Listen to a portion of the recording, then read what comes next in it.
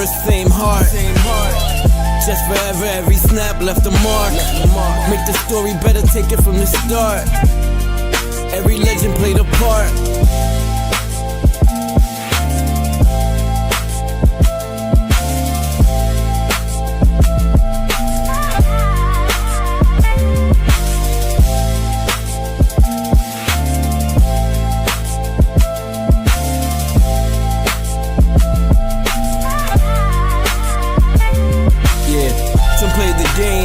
Some change the game, some more the number, some earn their fame. Different eras, but the spark was the same. Left a mark on our hearts, we remember their names.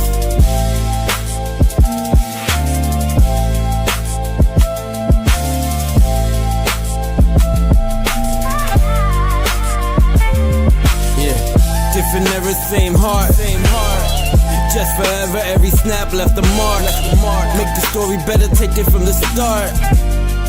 Every legend played a part.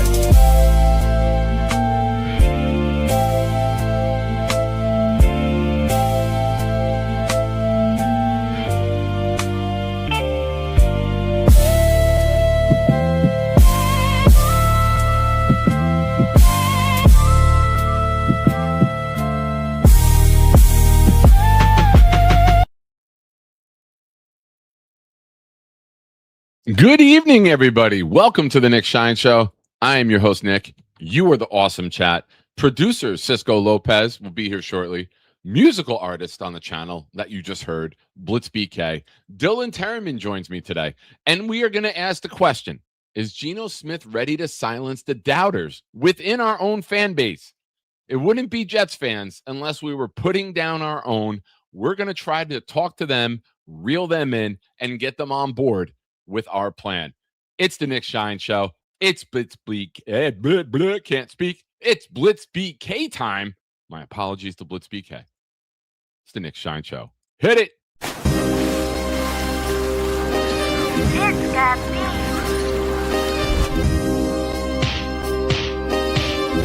Gentry covered in football.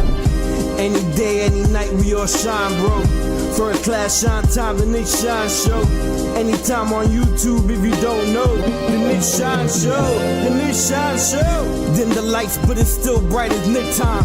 Day or night, this is his prime, it's Nick Shine. Proud fan, well defined, to get in line. Toe to toe with any show, he only got 9. The best show on YouTube, bro, is easy. We talk Jets all day, please believe me. Subscribe, you just gotta click a family. We not a click in 3D. You can see a beautiful DP. We see through the fake teams and the tea leaves. So we pray for a coach and a QB and hope that we close to the top in the new league. A toast to the host with the most, Nicky. Who, me? Any day, any night, we all shine, bro. First class shine time, the Nick Shine Show. Anytime on YouTube, if you don't know, the Nick Shine Show, the Nick Shine Show. Fantastic. On your way in, hit the like button, subscribe to the channel if you haven't already, and we are brought to you by our sponsor, Anchor Pest Control. Anchor Pest Control. When pests show up, you want them gone, and you want them to know your home is protected moving forward. That's where Anchor Pest Control comes in. With more than 25 years of experience, Anchor provides professional pest control solutions for homes and businesses, covering everything from ants, roaches, spiders, rodents, mosquitoes, ticks, and stinging insects to more serious pest and wildlife problems. For year-round protection, there's Pest Control 365, designed to help keep common household pests under control through every season. Anchor also specializes in wildlife control, helping with raccoons, squirrels, bats, birds, and other nuisance wildlife, including exclusion work to help keep them from coming back. And if you're worried about termites, Anchor provides professional termite control and protection to help defend your property from costly termite damage. Whether it's bugs, rodents, wildlife, or termites, Anchor is ready to help. Anchor Pest Control, man's best friend, pest's worst enemy. Call 1-888-623-BUGS. That's 1-888-623-2847 and tell them Nick Shine sent you. Shout out to Carmen and Anchor Pest Control for being our first sponsor here on the show.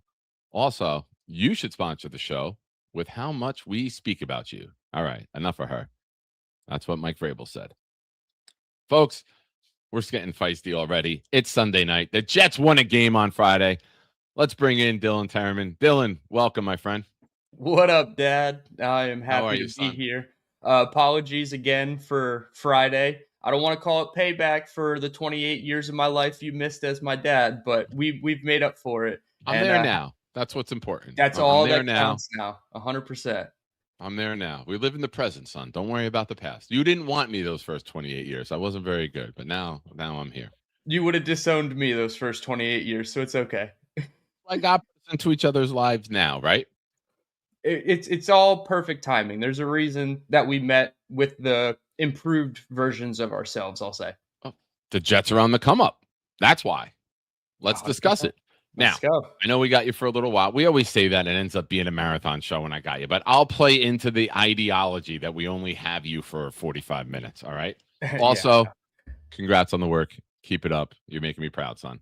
Thank you. That's the reason that I gotta, limit it tonight. I gotta pack my lunch, gotta finish my laundry, gotta get everything situated for next week because this past week kicked my ass in a good way. I'm happy about it, and I feel like I'm following the shine, getting in shape now, and I'm ready for it. That's it. Take care of you, man, because nobody else will.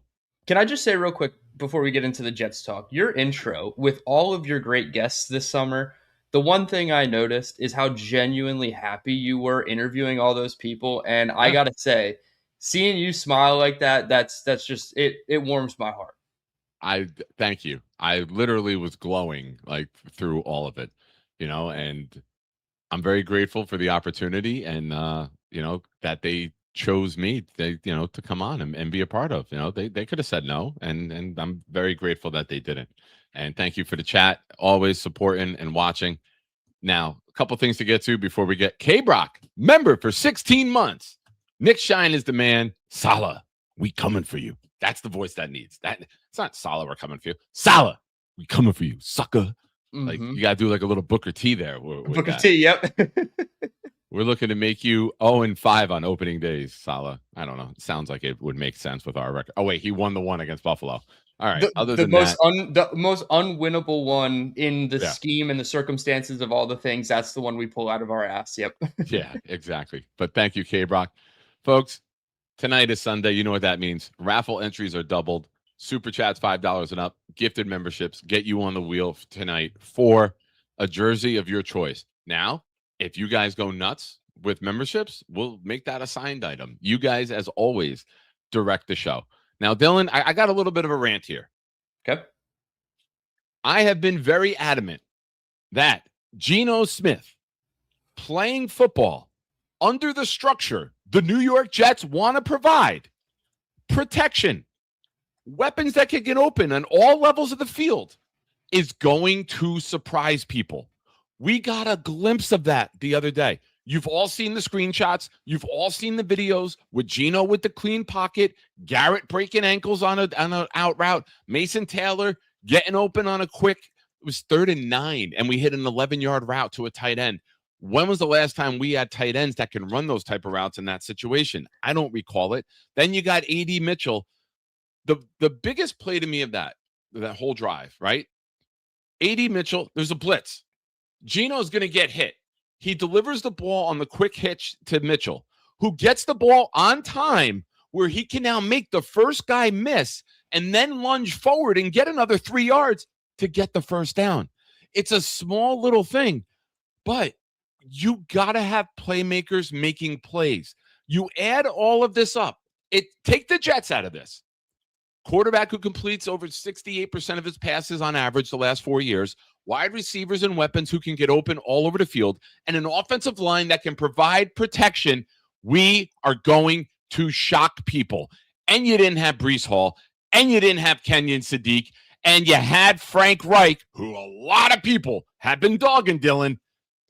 Hey, we're going to go shotgun the majority of this drive. Oh, we're in the red zone? Watch this. We're going to play power football. Oh, whoop. Wide open, and he takes it in. I thought it was a very good drive. I thought it was very well play called. I thought that you saw different things. Receiver over the middle, tight end, quick out. Garrett breaking ankles on a zig. Mitchell getting deep. The run game wasn't there, but you don't have Brees. Pittsburgh was blitzing a lot too. I mean, I don't know if that was something they talked about pregame, like, hey, throw some blitzes at us. Let's see what's going on. We can get more into that. But for Geno, I am so happy that 7 for 7, touchdown, shuts up the portion of this fan base, maybe not all of them, that were screaming for Klubnik to be the starter for opening day. There was a portion of it. Geno showed up, showed you what a veteran does, and I'm liking this. I like what we saw from Geno. Now, I know what you're going to say. Preseason, got to take it with a grain of salt. But if you go out and you go 0 for 2 and you look bad and the ball doesn't come out on time and it's a sack fumble and you know what I mean? He looked comfortable. He looked like him and Reich were in rhythm. He knew where to go with the ball. I think we should be happy with what we're going to see long-term from this offense. And again, let's keep it in perspective. Without Brees Hall, without Kenyon Sadiq, 2 more premium weapons to add. Give me your thoughts. I'm hot. I'm fired up about this. Yeah, I love it. And you reminded me of something that I used to, when I listened to the Move the Sticks podcast with Daniel Jeremiah and Bucky Brooks. I don't believe it is a podcast any longer, but one of the things they talked about with quarterback environment is the 3 Ps: protection, playmakers, and play calling. It feels like the Jets have getting there to all 3 things, right? We know they have the protection. There's the still screenshots of Geno Smith in the pocket.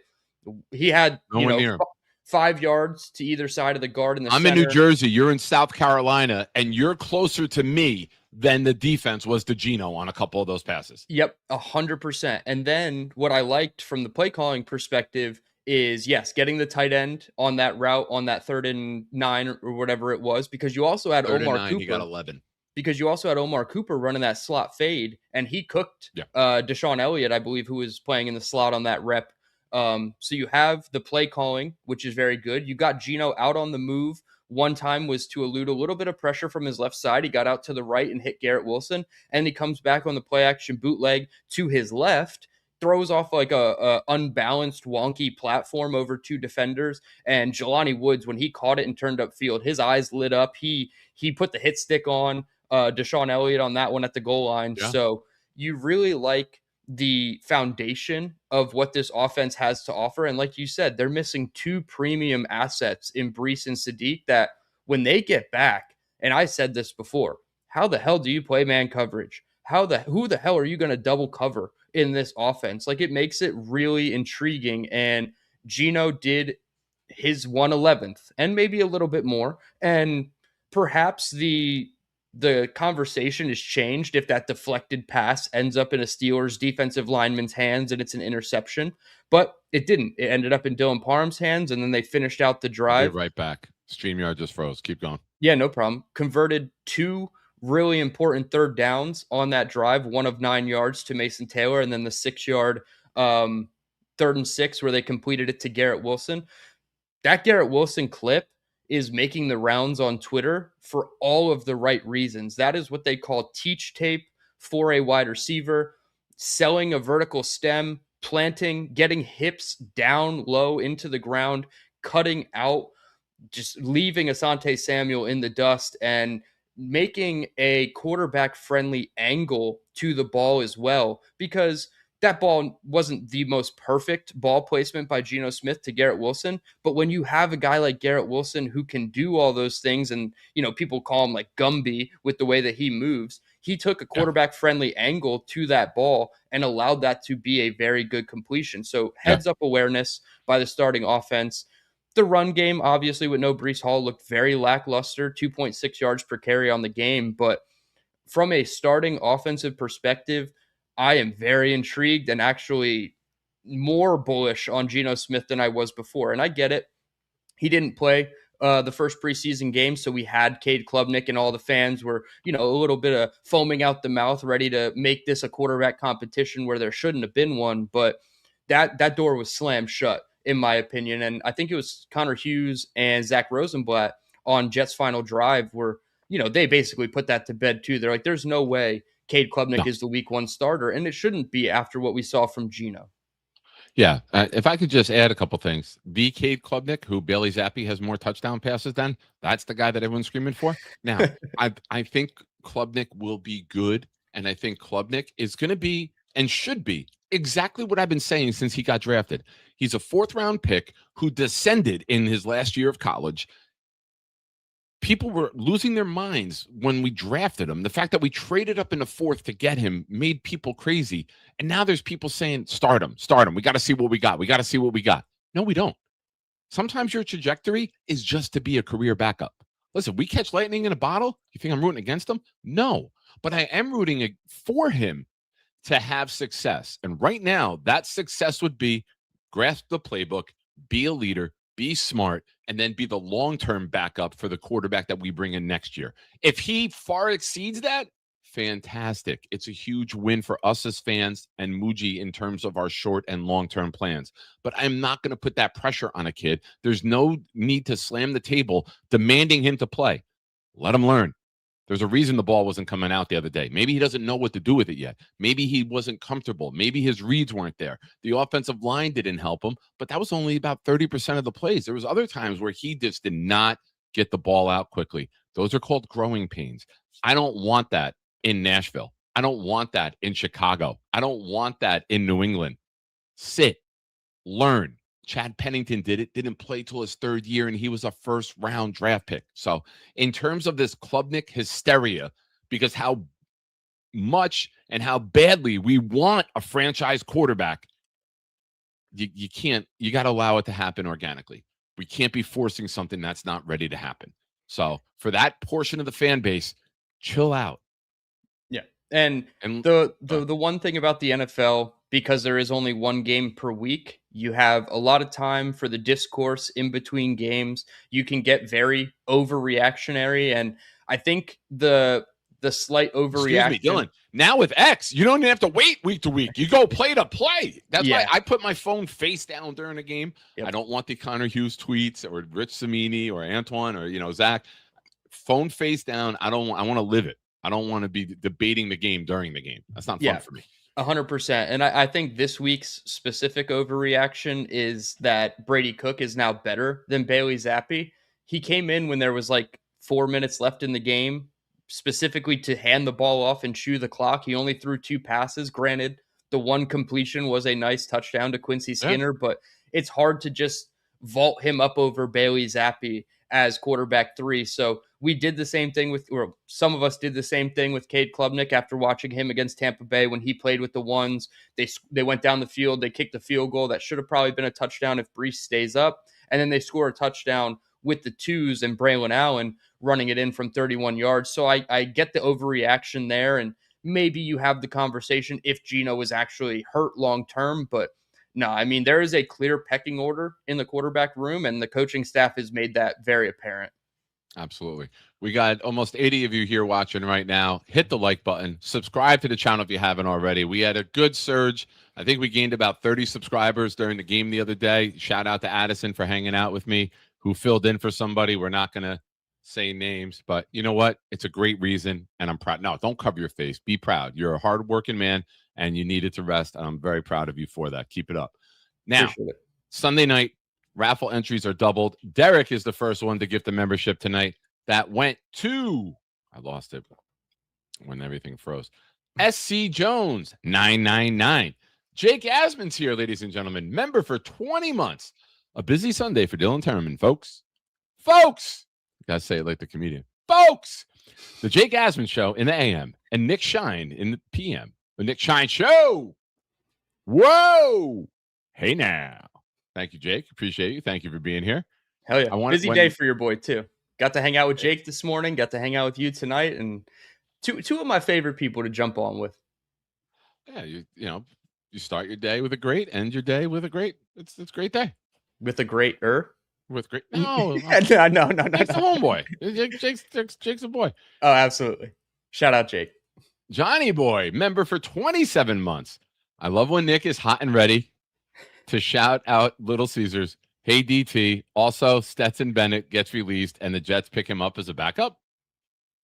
I don't know. I don't really like Stenson Bennett. I know he had that one good off-platform throw that's making the rounds on social media. I haven't seen the full body of work. I would assume that they're not going to carry three quarterbacks unless they exclusively want to do that to protect Ty Simpson in his rookie year and maybe give him more of a red shirt.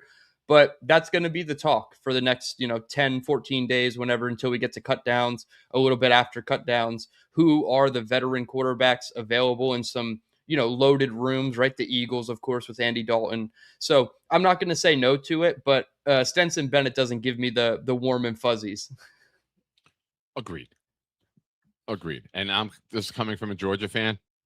And if I've learned anything from the Jets with the Arian Smith pick, let's stop drafting Georgia offensive players. Let's go with defense. I think Now, Jake one Fromm last thing. scarred me. Jake Fromm scarred me from like Georgia quarterback discourse when it comes to going into the NFL. So Yeah. maybe I'm a little bit down on Stenson because of my preconceived notions of other Georgia quarterbacks, but you scout the player, not the helmet. I also think he's like 42 years old. Stenson Bennett, like he's an old player. So Yeah. The farthest throw he's doing right now is a toss. That's about it. he's check down monster. Yeah. Couple things. Speaking of Georgia, another discourse that we need to put to rest. I'm old enough to remember when Bill Belichick screwed over the Jets by trading with the Steelers to give them Broderick Jones. Did you guys see how awful Broderick Jones was on Friday night? Can we put that to rest? Can anyone who said that, can you raise your hand? Will you at least be brave enough to admit it? Listen, when I have a take, it's clipped. There's receipts kept. It gets thrown back at me.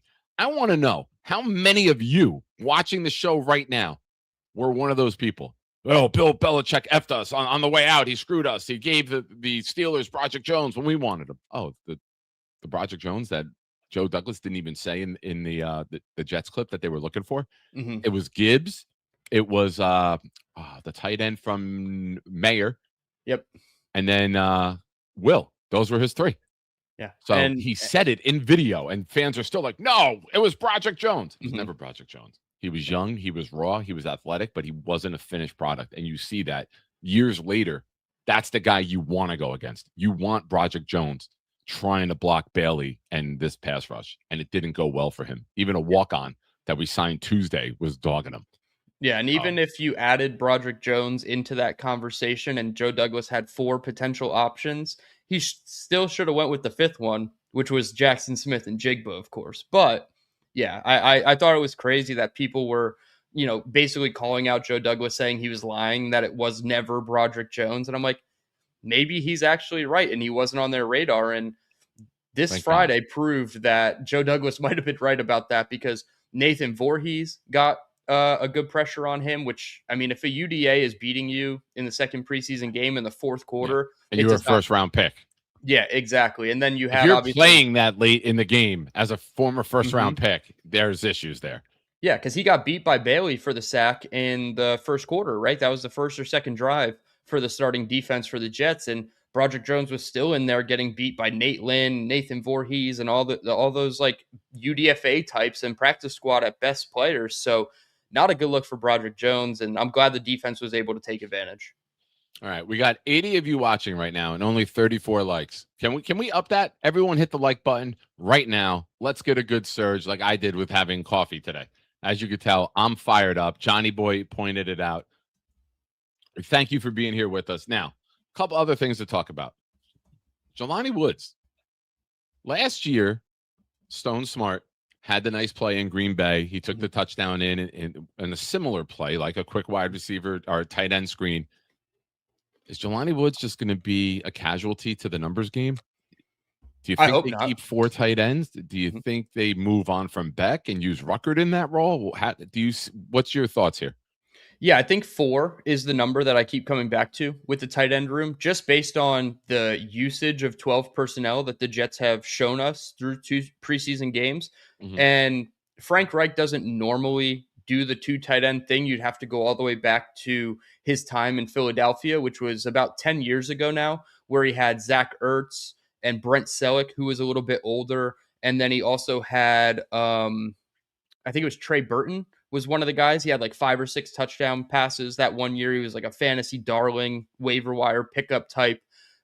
So there is evidence long ago of 2 tight end offenses being, sustainable for Frank Reich. But now we're getting back to that. So the number I come back to is 4. Jelani Woods has to make the roster just based on Kenyon Sadiq's injury. We don't know when he's 100% healthy. And if they can't like short-term IR him, which I don't think they're trying to do, that would have made way for the Andrew Becks or the Chase Curtises of the world.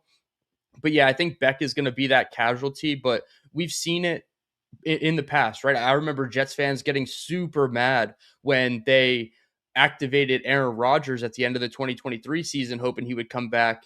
And it was like right before Christmas, they cut Andrew Beck and brought him back like the next day. And everybody's like, how is he going to buy Christmas gifts for his family and all this? Yeah. It's like, dude, he's a fullback in the NFL. He's been here for a while. He's got some money stashed away, I would hope. So I think that that's going to be the same plan. And also when you look at who is going to be easier to get back to the practice squad, if you cut Jelani Woods, somebody's picking that man up, and rightfully so. So I hope the Jets keep 4, and I would say it's Sadiq, Taylor, Ruckert, and Woods.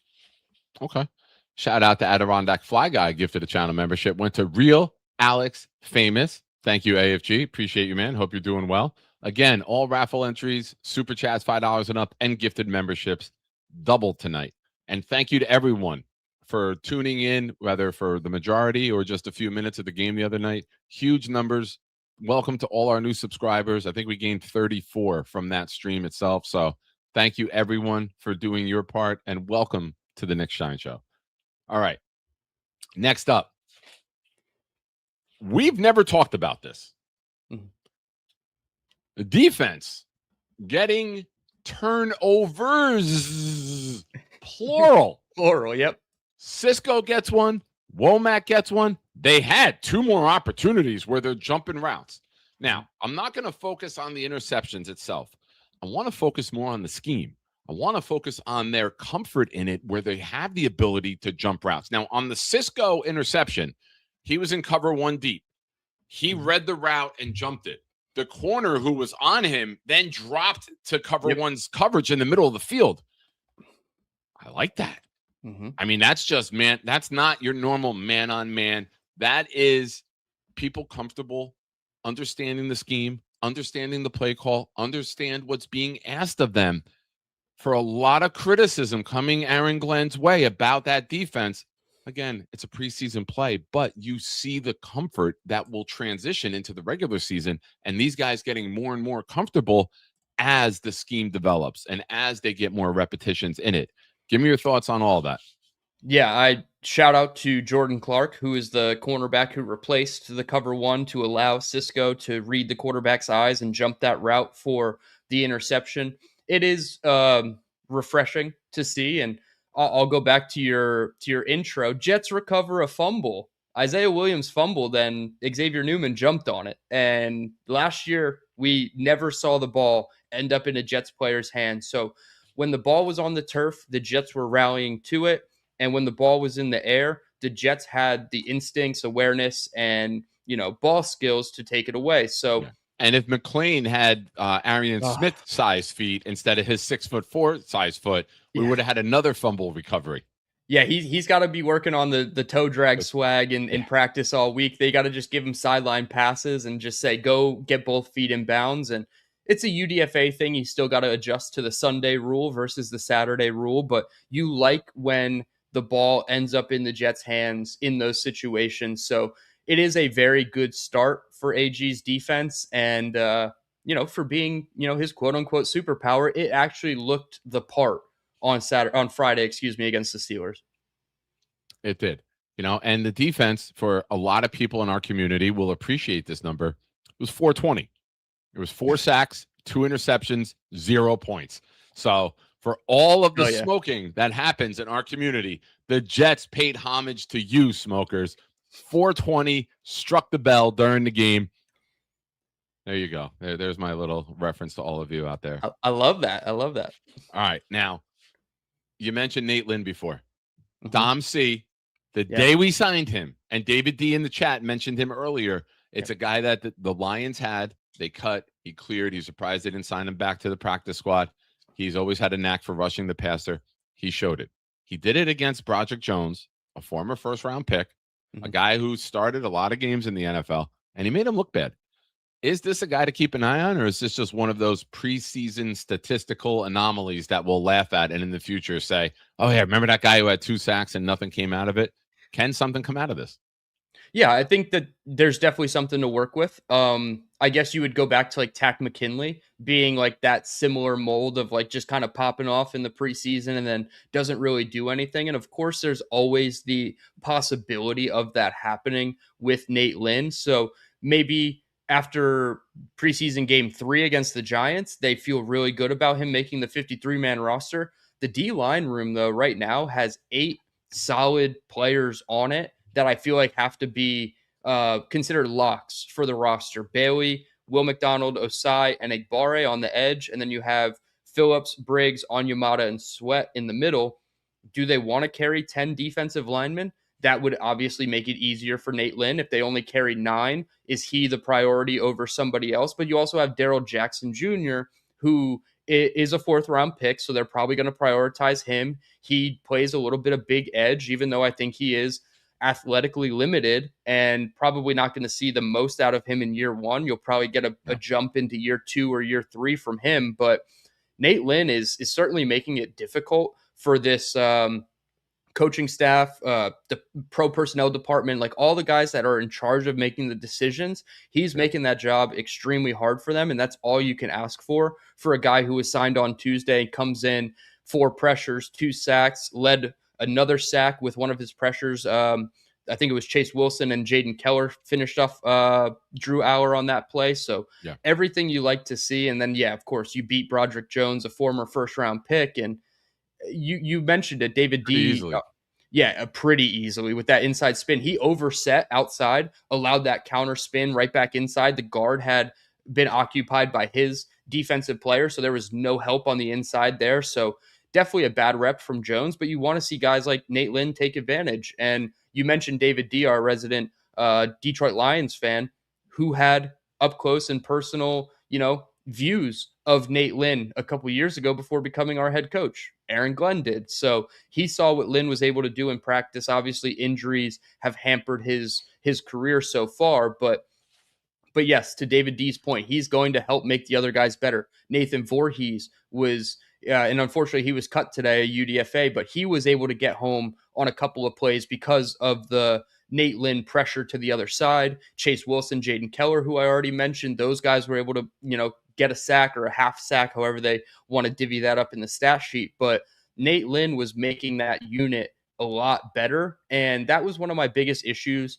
in week 1 against Tampa Bay was once they pulled the starters, it was very difficult outside of Juwan Briggs to find pass rush penetration, and now Nate Lynn gives it to you. Yeah, well, as you know, son, I am a very big fan of dad jokes, and Boss Girl just dropped one. I just hope that if Nate Lynn is married, his wife is named Kate for Caitlin. So, Boss Girl, that's great. As a big fan of dad jokes, that one crushed. Thank you. And then you got Nate and Kate, so that's great. Well done. All right, now, you mentioned David D. I'm mentioning you. In the chat, if you haven't already, I just dropped Dylan's link to his YouTube show. Go show him some love. It's football season. You want breakdowns, you want analytics, you want sun jokes.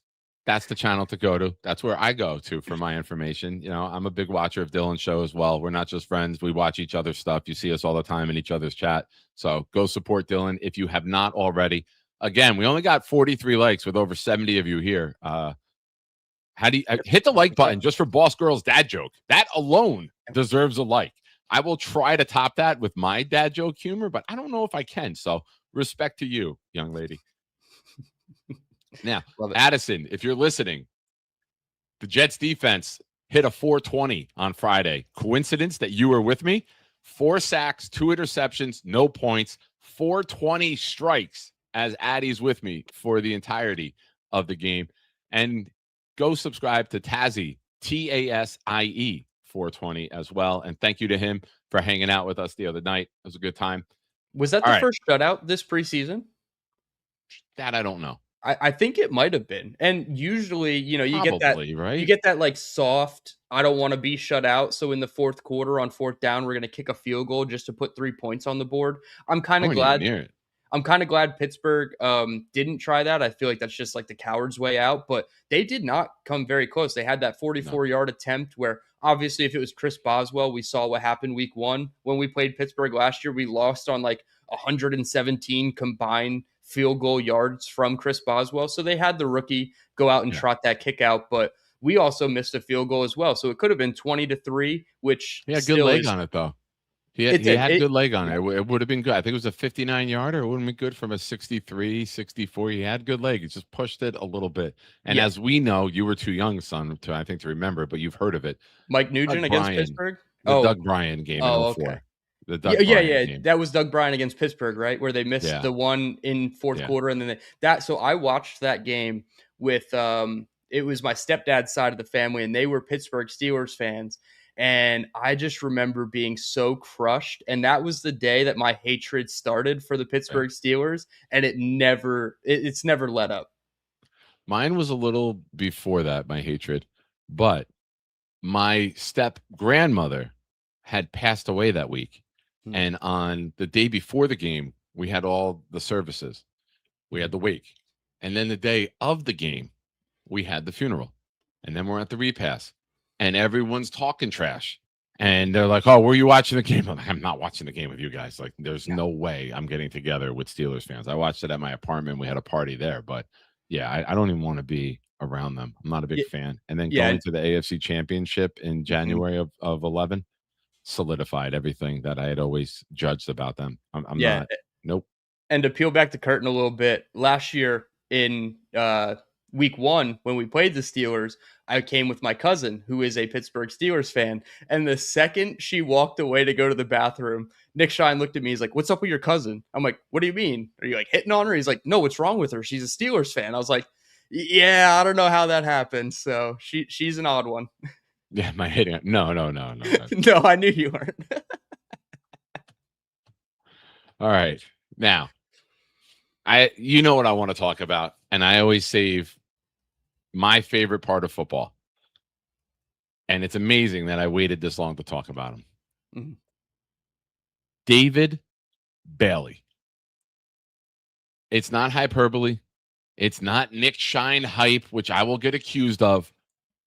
Every time he's on the field, he's one of the best players. He does things to stand out. He does things that just separate him.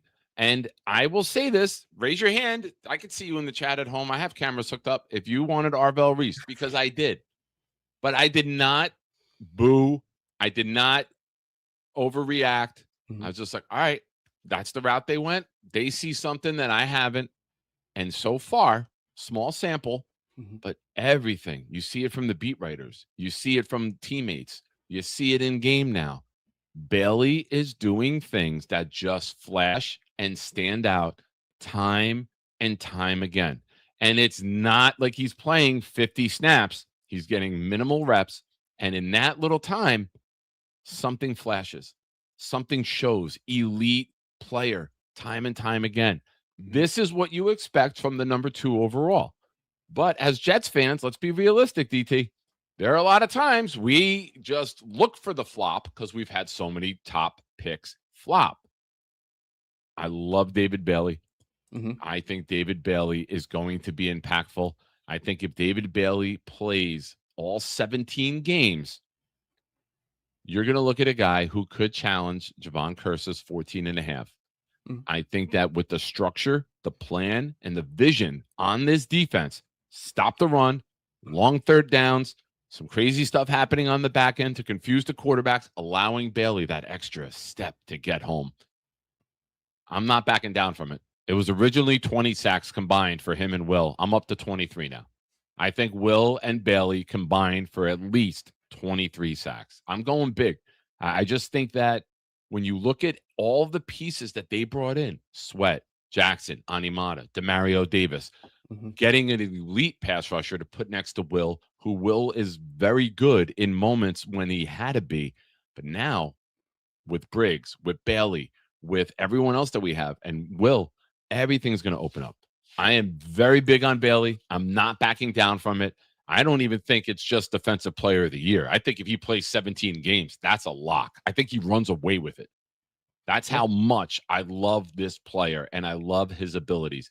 And he's doing it not just with speed. He lowered his shoulder. He went through Jones to get the sack. He's been physically stout in the run game when everyone said he can't play the run.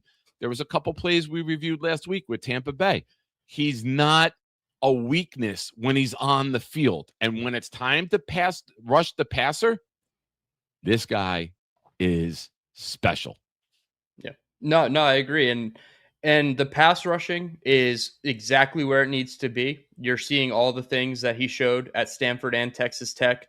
I thought week 2 comparatively to week 1 versus the run was a little bit of a regression, not a huge one, but there was that first third down play where he's over top of the left tackle and he gets too high up his arc. And luckily, Harrison Phillips comes in. I believe it was him and Dane Belton come in for the run stuff to stop the play. So there is a little bit of work in progress, but we knew that was the case with David Bailey. So when Joseph Osai is out there, I wonder if they lessen David Bailey's snaps just a little bit to allow Joseph Osai and Kingsley Enagbare to play the run and save his energy to rush the passer, pin his ears back, and go, because that will be getting the most out of David Bailey. They dropped him into coverage on a 3rd and 8 play. I understand that's what Aaron Glenn's going to do from time to time with his defensive ends, especially in zone coverage. But I will say from a pass rushing perspective, he is doing everything right and everything you wanted to see. Want to see the run game kick up a little bit, but it was a lot better in week 1 than it was week 2. Yeah, agreed. But there's flashes, right? There's moments where you look at him and you're like, this could be the guy. Like John Abraham. Yep. When you saw John Abraham play football, even early on, you were like, there's greatness there. I see greatness with Bailey. Now, you provide the structure, right? The structure for him is stop the run, 3rd and 7s and longer, allow him to get home. Mm-hmm. And then you build your secondary. You brought in Pons, who we haven't even seen yet. You drafted A.Z. Thomas. You bring in Minka. You trade for Brownlee.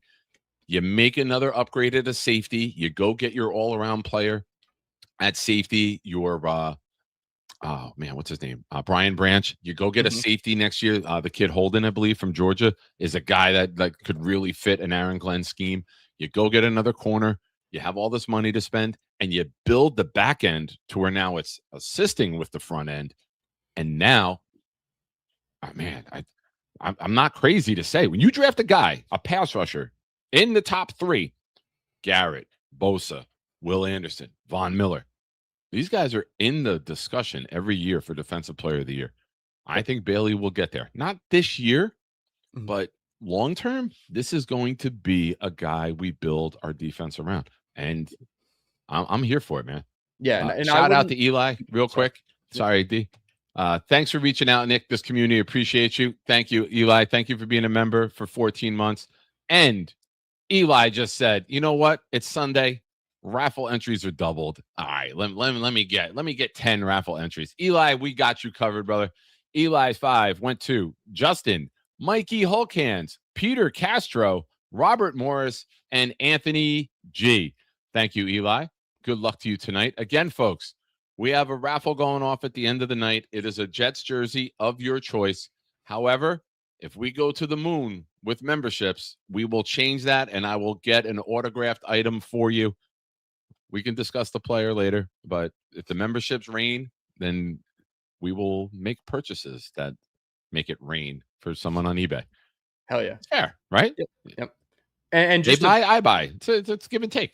100%. And just to put a bow on the David Bailey thing, I know the PFF grades and numbers were going around, and David Bailey's numbers weren't that great in run defense. Sure, there were some plays that he left. He didn't necessarily do his 111th. He tried to play a little bit of hero ball, like the one rep I mentioned. But the very first play of the Pittsburgh Steelers' first offensive drive, the right guard and right tackle combo block on David Bailey, and it allows Jamie and Sherwood to scrape over the left side of David Bailey and come in for a 2-yard run stuff. So there were plays where he did his job in the run game. Yeah. So I'm not going to completely crush him and say he's a liability. I don't think he is that at all.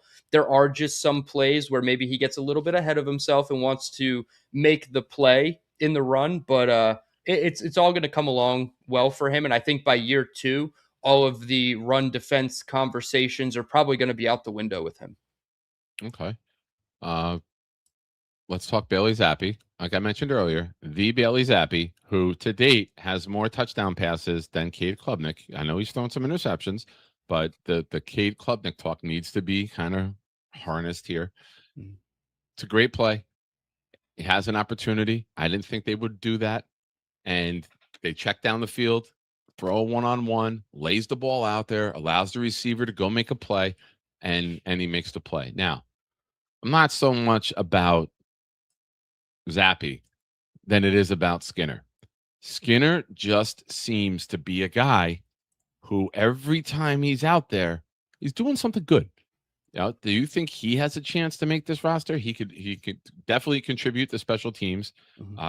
The punt returner, as 82 are watching, I think Arian Smith is cut. Now you're looking for a punt returner. This is a guy who can do it. There's a couple guys who could, but if you can find your niche there and then all of a sudden be a gadget player. We watched Isaiah Williams last year, right? Now he's going to have a bigger role in the offense. Could this be a guy that the Jets develop? Could we be going from a team that never develops anybody to now starting to have a pipeline of talent where small role, special teams, spot plays, contributor?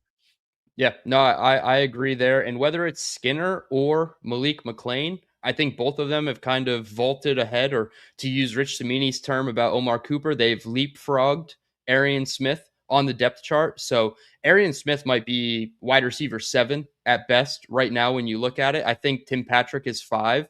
And if they keep 6 wide receivers, it should go, in my opinion, based on what we've seen this August, to one of Quincy Skinner or Malik McClain. I lean a little bit more to Malik McClain. I think that his body type, his physicality, his willingness to run block as well as pass block, like that screen pass to Tim Patrick, those are the things that we wish we could see with an Arian Smith type, but he just doesn't have the frame to be that kind of guy. So unless you're keeping Arian Smith for a specific niche role, it's probably not looking good for him. And I would say Quincy and Malik McClain have both leapfrogged him at that point, which is what you want to see.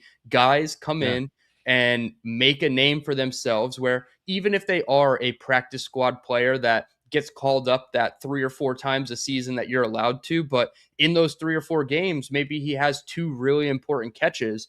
I think that's all you can really ask for from these guys, and they've done a great job of putting their name on the map, maybe not just for the Jets, but for the 31 other franchises around the NFL who are going to be looking around cut down day to, maybe we'll just throw the Jets a 6th or 7th round pick and take them from him or from the Jets instead of waiting for him to, get on waivers and have to fight for him. So I like what I saw from Skinner, loved what I saw from Malik McClain. And yeah, unfortunately, that just means Arian Smith is getting pushed down the depth chart.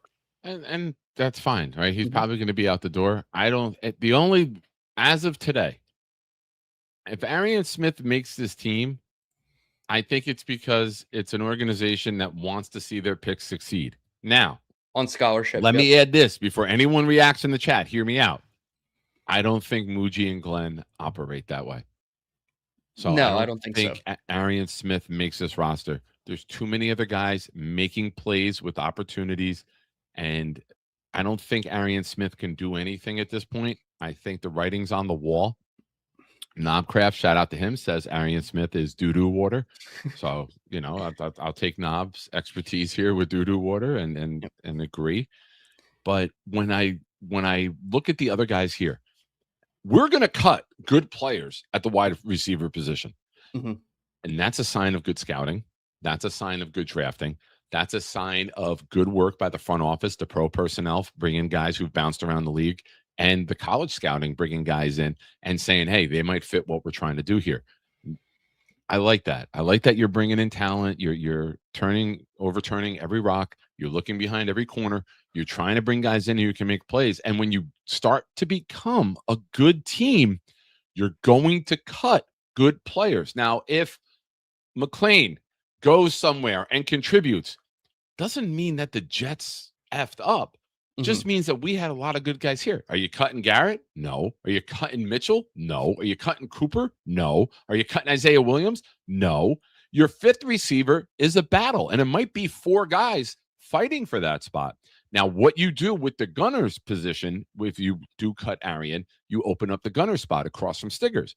Is that a place that you like McLean? He's shown hustle. He's shown that he's fighting. He's willing to do anything to get on this roster. He chased down the Zappy interception last week against Tampa. Yep. He's in on the play that Ruckert knocked out the ball on special teams. Banjo could be the one saying, I want this guy on the unit. I want this guy out here. His size, his speed, his heart, his effort. That's my guy to keep an eye on. Yeah, and the whole thing with Arian Smith not making the roster and Darren Muji and Aaron Glenn's drafting in 2025, if Arian Smith doesn't make the roster, and a lot of fans I've seen in the chat, both on your comments and Jake's comments, say that they don't want Malachi Moore on this team anymore in favor of like a Jordan Clark or somebody like that, a Jarius Monroe, it will worry me that 2 premium day 3 picks. I don't want to call a 5th round pick a premium pick, but it is a pretty high day 3 pick. Not making the roster in year 2 is pretty shitty drafting in 2025. Obviously, they tweaked their entire drafting process and created a different system this year. So we still have to see what it looks like. But day 3 does not look good last year for Darren Muji and Aaron Glenn. And if 2 of those guys don't even make the 53, then you have Barron, who's probably not going to play at all because he's injured and he's on an injured list currently. It is only Kiko Mauinoa and linebacker 3, maybe linebacker 4, depending on how they like Michael Walker. Not a great day 3 for Darren Muji and Aaron Glenn, but I completely, of course, there's years where 4th round on, you might not have any. And then another year, 4th round on, you have a couple guys who are contributors. It's a big roll of the dice. And the later you go in the draft, the less probability it is for players to make teams. Paul, but to your point, I don't think they're keeping guys on scholarship just like the Saleh and Douglas regime did. Like they held on to players way too long just because they were drafted. I sense that this regime is going to do what's right and do what's best for the team and keep the better player. So that's all you can ask for. I don't think there's ego. And as much as they thought there was ego with Glenn, I think he just wants to win. And he's going to take whoever can help him win. Paul asked a question here. Nick, what's Rossini got that Arian Smith hasn't? Well, Arian Smith has trouble using his hands and pitting the ball to his chest. Diane Rossini has the chest. There was the difference. There's the difference. You know what? That. Sometimes we got to take a little segue break. It's been a while since I mentioned Diana Rossini in a joking manner, so we have to. Peter Castro asked a question before, and he said, did I get Namath yet? Peter, from your fingertips to God's ears, may I be able to announce one day that I will be blessed enough to have Joe Namath join me, whether it's a quick 5-minute interview, just anything. I hope to God I can announce that one day here. Hell yeah. It's coming. It's coming for you, man. I certainly believe that. Yeah. Oh, thank you, Mr. Bonesy. Top-notch Rossini joke. Thank you. Tying Arian Smith having no hands and pitting the ball to his chest to a Diana Rossini chest joke. That's what I do. Arian Smith needs stickum on his hands, and I feel like for what Diana Rossini does with her job, you need something a little more unstick them. You need a little bit more lubricant on those. Fitting that she's wearing a blue dress here. We've had references to blue dresses in Washington normally, but now we have them in New England and Nashville. There's another one. Listen, we're gonna have fun here. We're on a roll. If anyone can do it, it's Nick. Yeah, Peter, God bless you, man. Peter, I can't wait to meet you. I hear you're in Nashville. I hear you're in section 110 near us. I'm in 110 row J with my son, and we're going to be nuts. I can't wait where you come up to me on Saturday or vice versa. You're up there on one of the people in this community I got to meet. There's a lot going to be in Nashville, so I'm very excited about this. Again, we got 85 of you. Shout out to Wesley Walker, who's been on the show, number 85. Also, shout out to DT for turning the lights on. Who's the GOAT on the shirt? Messi. All Gotta right. be Messi. Gotta be All right. Messi. Come I on. didn't. No, I you're couldn't good. see. You moved quickly, Yeah. and son, you are younger, and if it was basketball, we would have had to derail the show here for a little minute. But I'm okay with you having a Messi shirt. No hate. My GOAT wears in basketball. My GOAT wears 23 and or 45. Okay. All right. I raised you right. And then my second GOAT is right there. All right. 8 That's and fine. 24. Well, you can't have a second GOAT. Greatest of all time is just there's one GOAT. I think the GOAT needs to be generationalized. Each generation, because of how the sport transforms every year. Like Joe Namath was the GOAT at one time, right? Because he won the Super Bowl, but he's not the GOAT, right? I would say Aaron Rodgers is the GOAT of this era, or Tom Brady, right? But yeah, I think it's got to be a generational GOAT. Okay. Because he's not better than like Pele. I don't know if Messi's better than Pele, Maradona, those guys that I didn't get to see. Guys that have skill moves named after them, like Cruyff and all those guys. He's your GOAT. He's your GOAT. Yeah, he's my All GOAT. right, that's fair. I get that. Shout out to Macho, who last week won our mystery jersey raffle, and it was a Mark Gastineau jersey, an up-and-coming guest on the show. Late September, early October is when the schedules match up. Mark Gastineau will be a guest on the Nick Shine Show. Macho won that jersey last week. Says, I'm here for 3 things. Talk Jets. Check. See Diana Rossini. Check. And if you wanted another one, here you go. Look out right next to you. Wham! Hey now. And to win a Jets jersey. So check, and check for Macho. Macho, you're in tonight's raffle for 2 more. Good luck to you, my friend. All right. How long do I have you for? We're past our 45-minute time limit. You got callers lined up? I could take 1 or 2 calls. I didn't even drop the call-in link yet. I was enjoying talking to you. Oh, okay. Well, if you have any more topics, we can get into those. If you want to drop the call-in link, I'll hang around for 1 or 2 calls. You saw it getting dark, so I had to turn the light on. I was not going to do what we did last time. We usually get a little bit later, but now, it's that time of year where it's getting darker earlier. So yeah, and I was on for like almost 3 hours with you the last show, and you could barely see. All you could probably see was my smiling teeth at the end of that stream. Yeah, it was. All right, you know what we're going to do? We got over 90 of you here. Let me refresh. How many likes do we have? We got, come on, YouTube. We got 58 likes. 88 of you watching right now as I say this. Hit the like button. If you want the call-in link dropped into the YouTube chat. But until then, it just got placed in the Discord. So Discord callers, it's your time to shine. Pun intended. We get the 75 likes. Someone in the chat, let me know, and we will drop it in the YouTube as well. But when you're part of the YouTube or the Discord, you get a little bit of priority. Now, for those of you who were watching and you heard Dylan mention the opening and the video with the legends that we've had on the show here, we're going to drop that right now. We're going to take a quick break. We'll be right back. It's the Nick Shine Show. Subscribe to Dylan Tereman's show as well. We'll be right back. Dylan, drop your link. I gotta use Gotcha. that. Drop your link.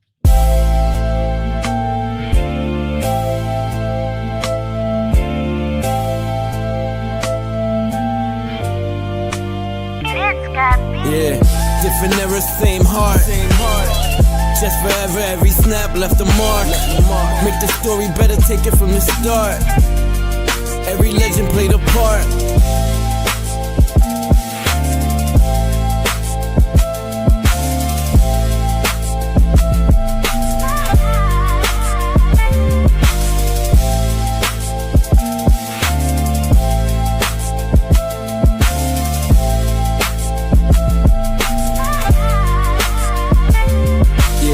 Some played the game, some changed the game. Some more the number, some earned their fame. Different eras, but the spark was the same. Left a mark on our hearts, we remember their names.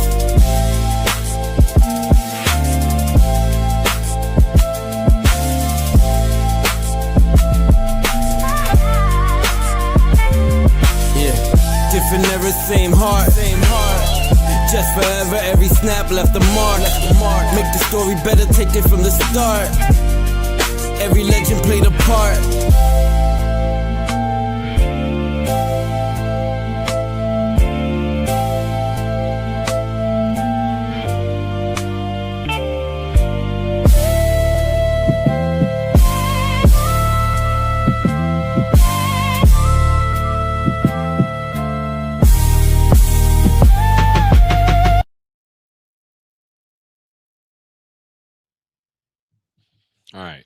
Welcome back. We are at, let's see where we're at. 75 likes in the show we're at 63. We got 77 watching. Again, Discord members, the call-in link is in the lobby. It's your show right now. All right. Any concern with the running game the other day? Or do you think that Pittsburgh was just blitzing a little more than you see in the preseason, and some of those guys on the second, third team weren't really ready for it?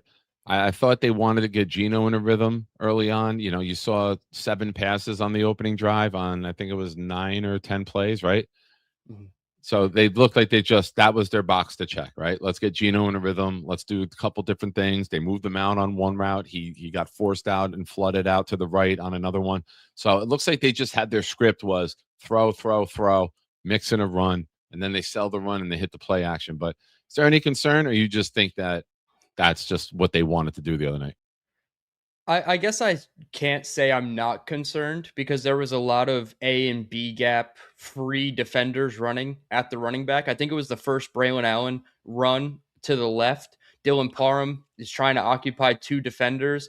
Braylon Allen has to juke out both of them behind the line of scrimmage. He manages only to get 3 yards, but 2.6 yards per carry on the day on 24 attempts is rather putrid. Now, in defense, I will say it's an incomplete evaluation because there is no Breece Hall. And if there's one thing Breece Hall has done well in his career, it's make men miss in the backfield, right? Like Braylon Allen is a fine running back when he's running downhill.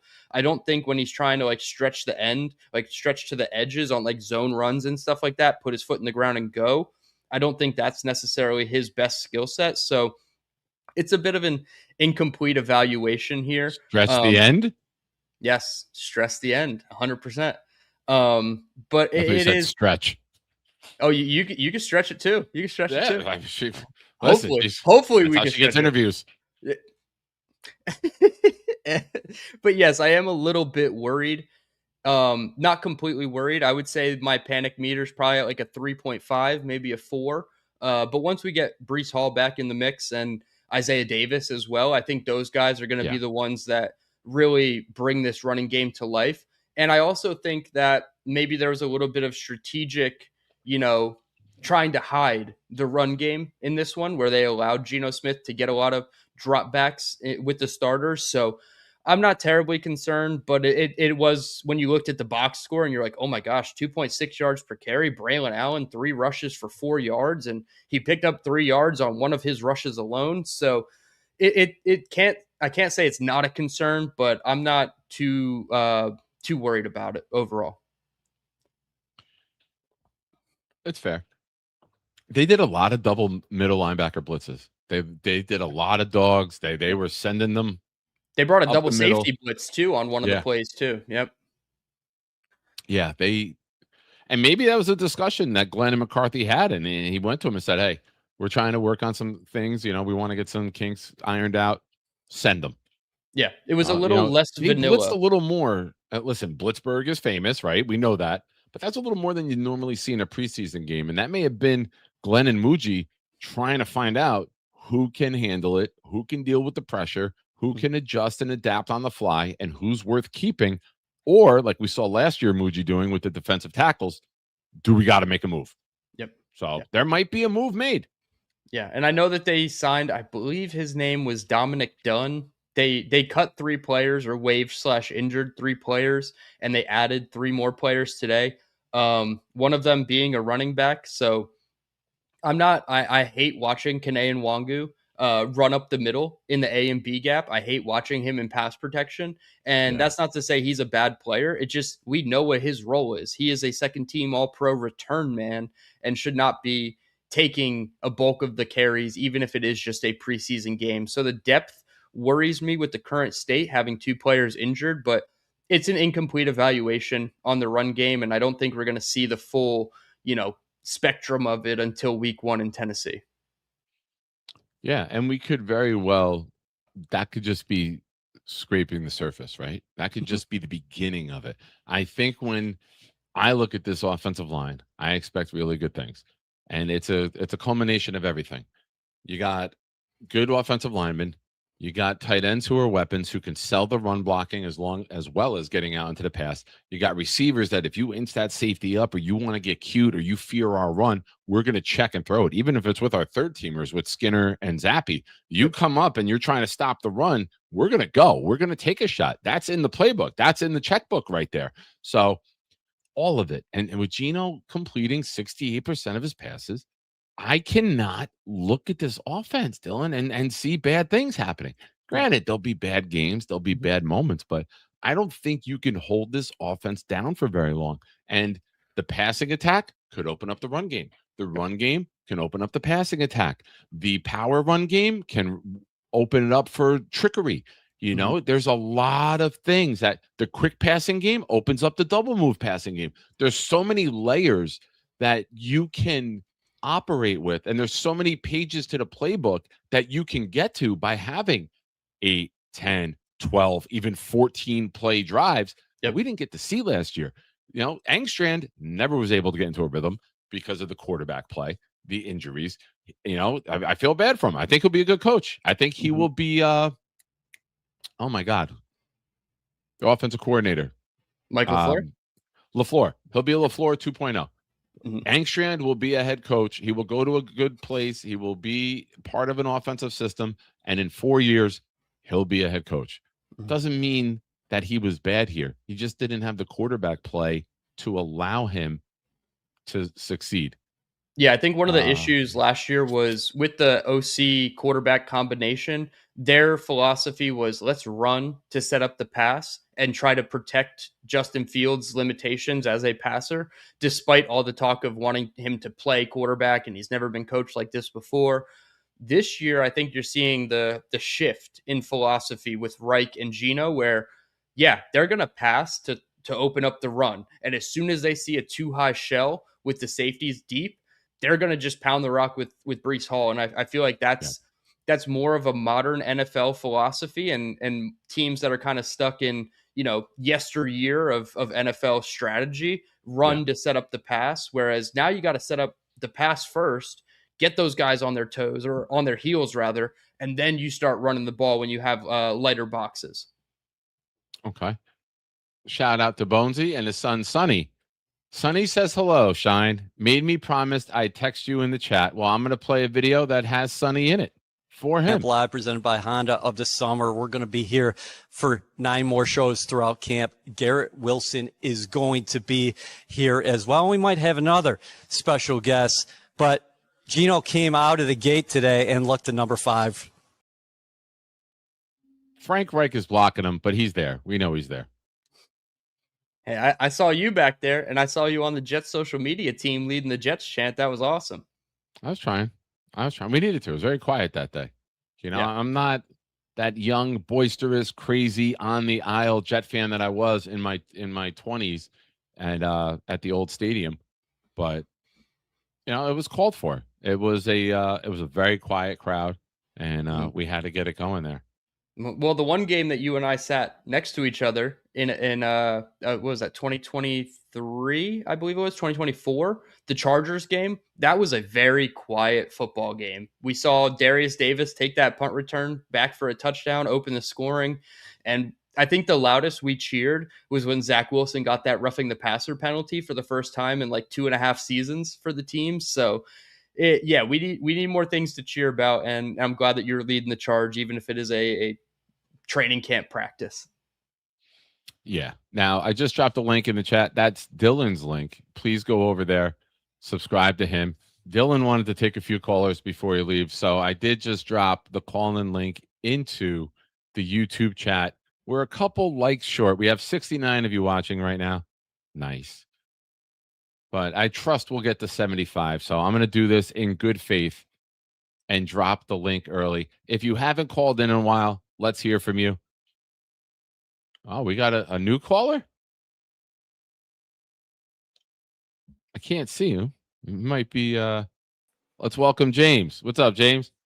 Yo, listen, gentlemen, Dylan, Nick, bro, Nick, you are killing it, bro. You've been killing it for a long Thank time. you, man.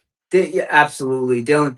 I don't know. Are you James from Instagram? I Oh, don't you have no. No, you I don't. don't. I don't do Okay. Instagram. No. Okay, because there's a No. James on Instagram that I've interacted with before, and I wanted to, if it was you, I wanted to shout you out for being a really No, but Dylan, we definitely chopped it up before, but yeah.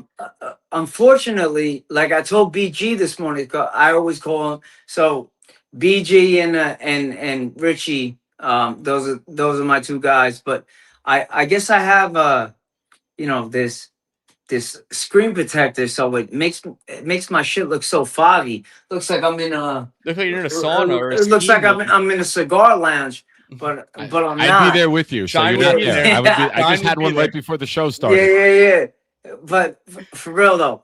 But boys, listen. I think what we saw the other night is only it's definitely a projection of where we're gonna be. Mhm. Bro, did you see that? There was one play where Josh Myers was just sitting there picking his nose, and everybody else was cleaned out. Yep. Like everybody, and he had all the time in the world to throw the ball. And I think the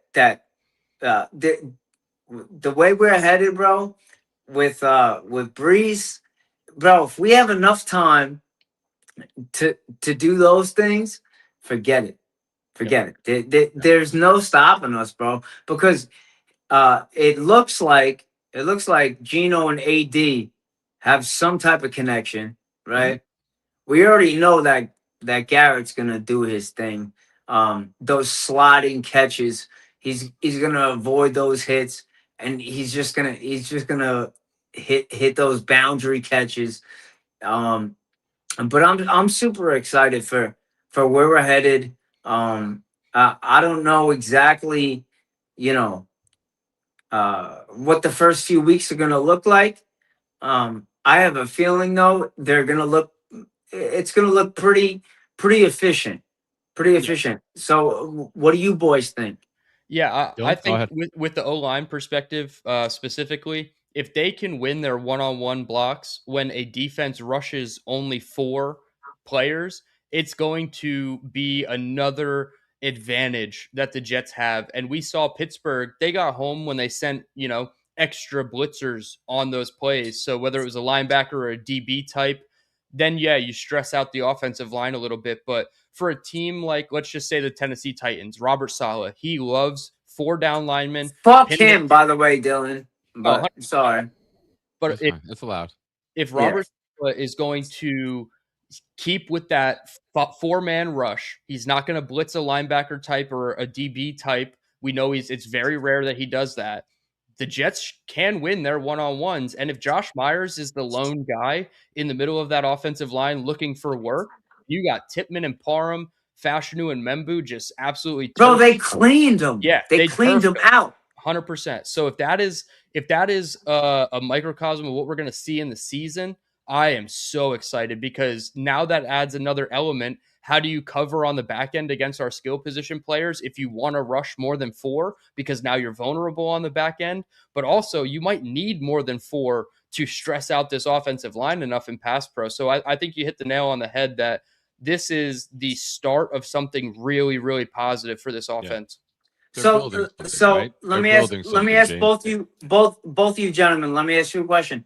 You think we're going to go a lot of 12 personnel?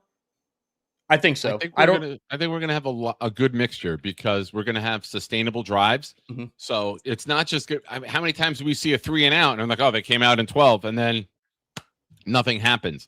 Right. There's going to be a heavy rotation. There's going to be 4 wide receivers. There's going to be 3 wide receivers, the tight end, and the running back. And then they're going to flex out into 5 wide like they did the other day when they hit Braylon Allen on a quick hitch. That'll be the Brees roll, right? You want Brees on those quick hitches where he can make the first guy miss in open space. Braylon kind of caught it, got tackled. He's a little clunky. He's a little Brees clunky in the has passing the ability game. to get downfield. He does. The defender has to respect that. And that's when you can plant, turn, catch the hitch, have space, make that move, and get extra yardage. Braylon got caught, but I said it live on air. That's a Brees play that they just wanted to run. They motioned it out. They ran it. So I'm not so much fixated on the personnel because Brees can line up at receiver. Taylor Sadiq can line up at receiver. They might be an 11, but go 5 wide.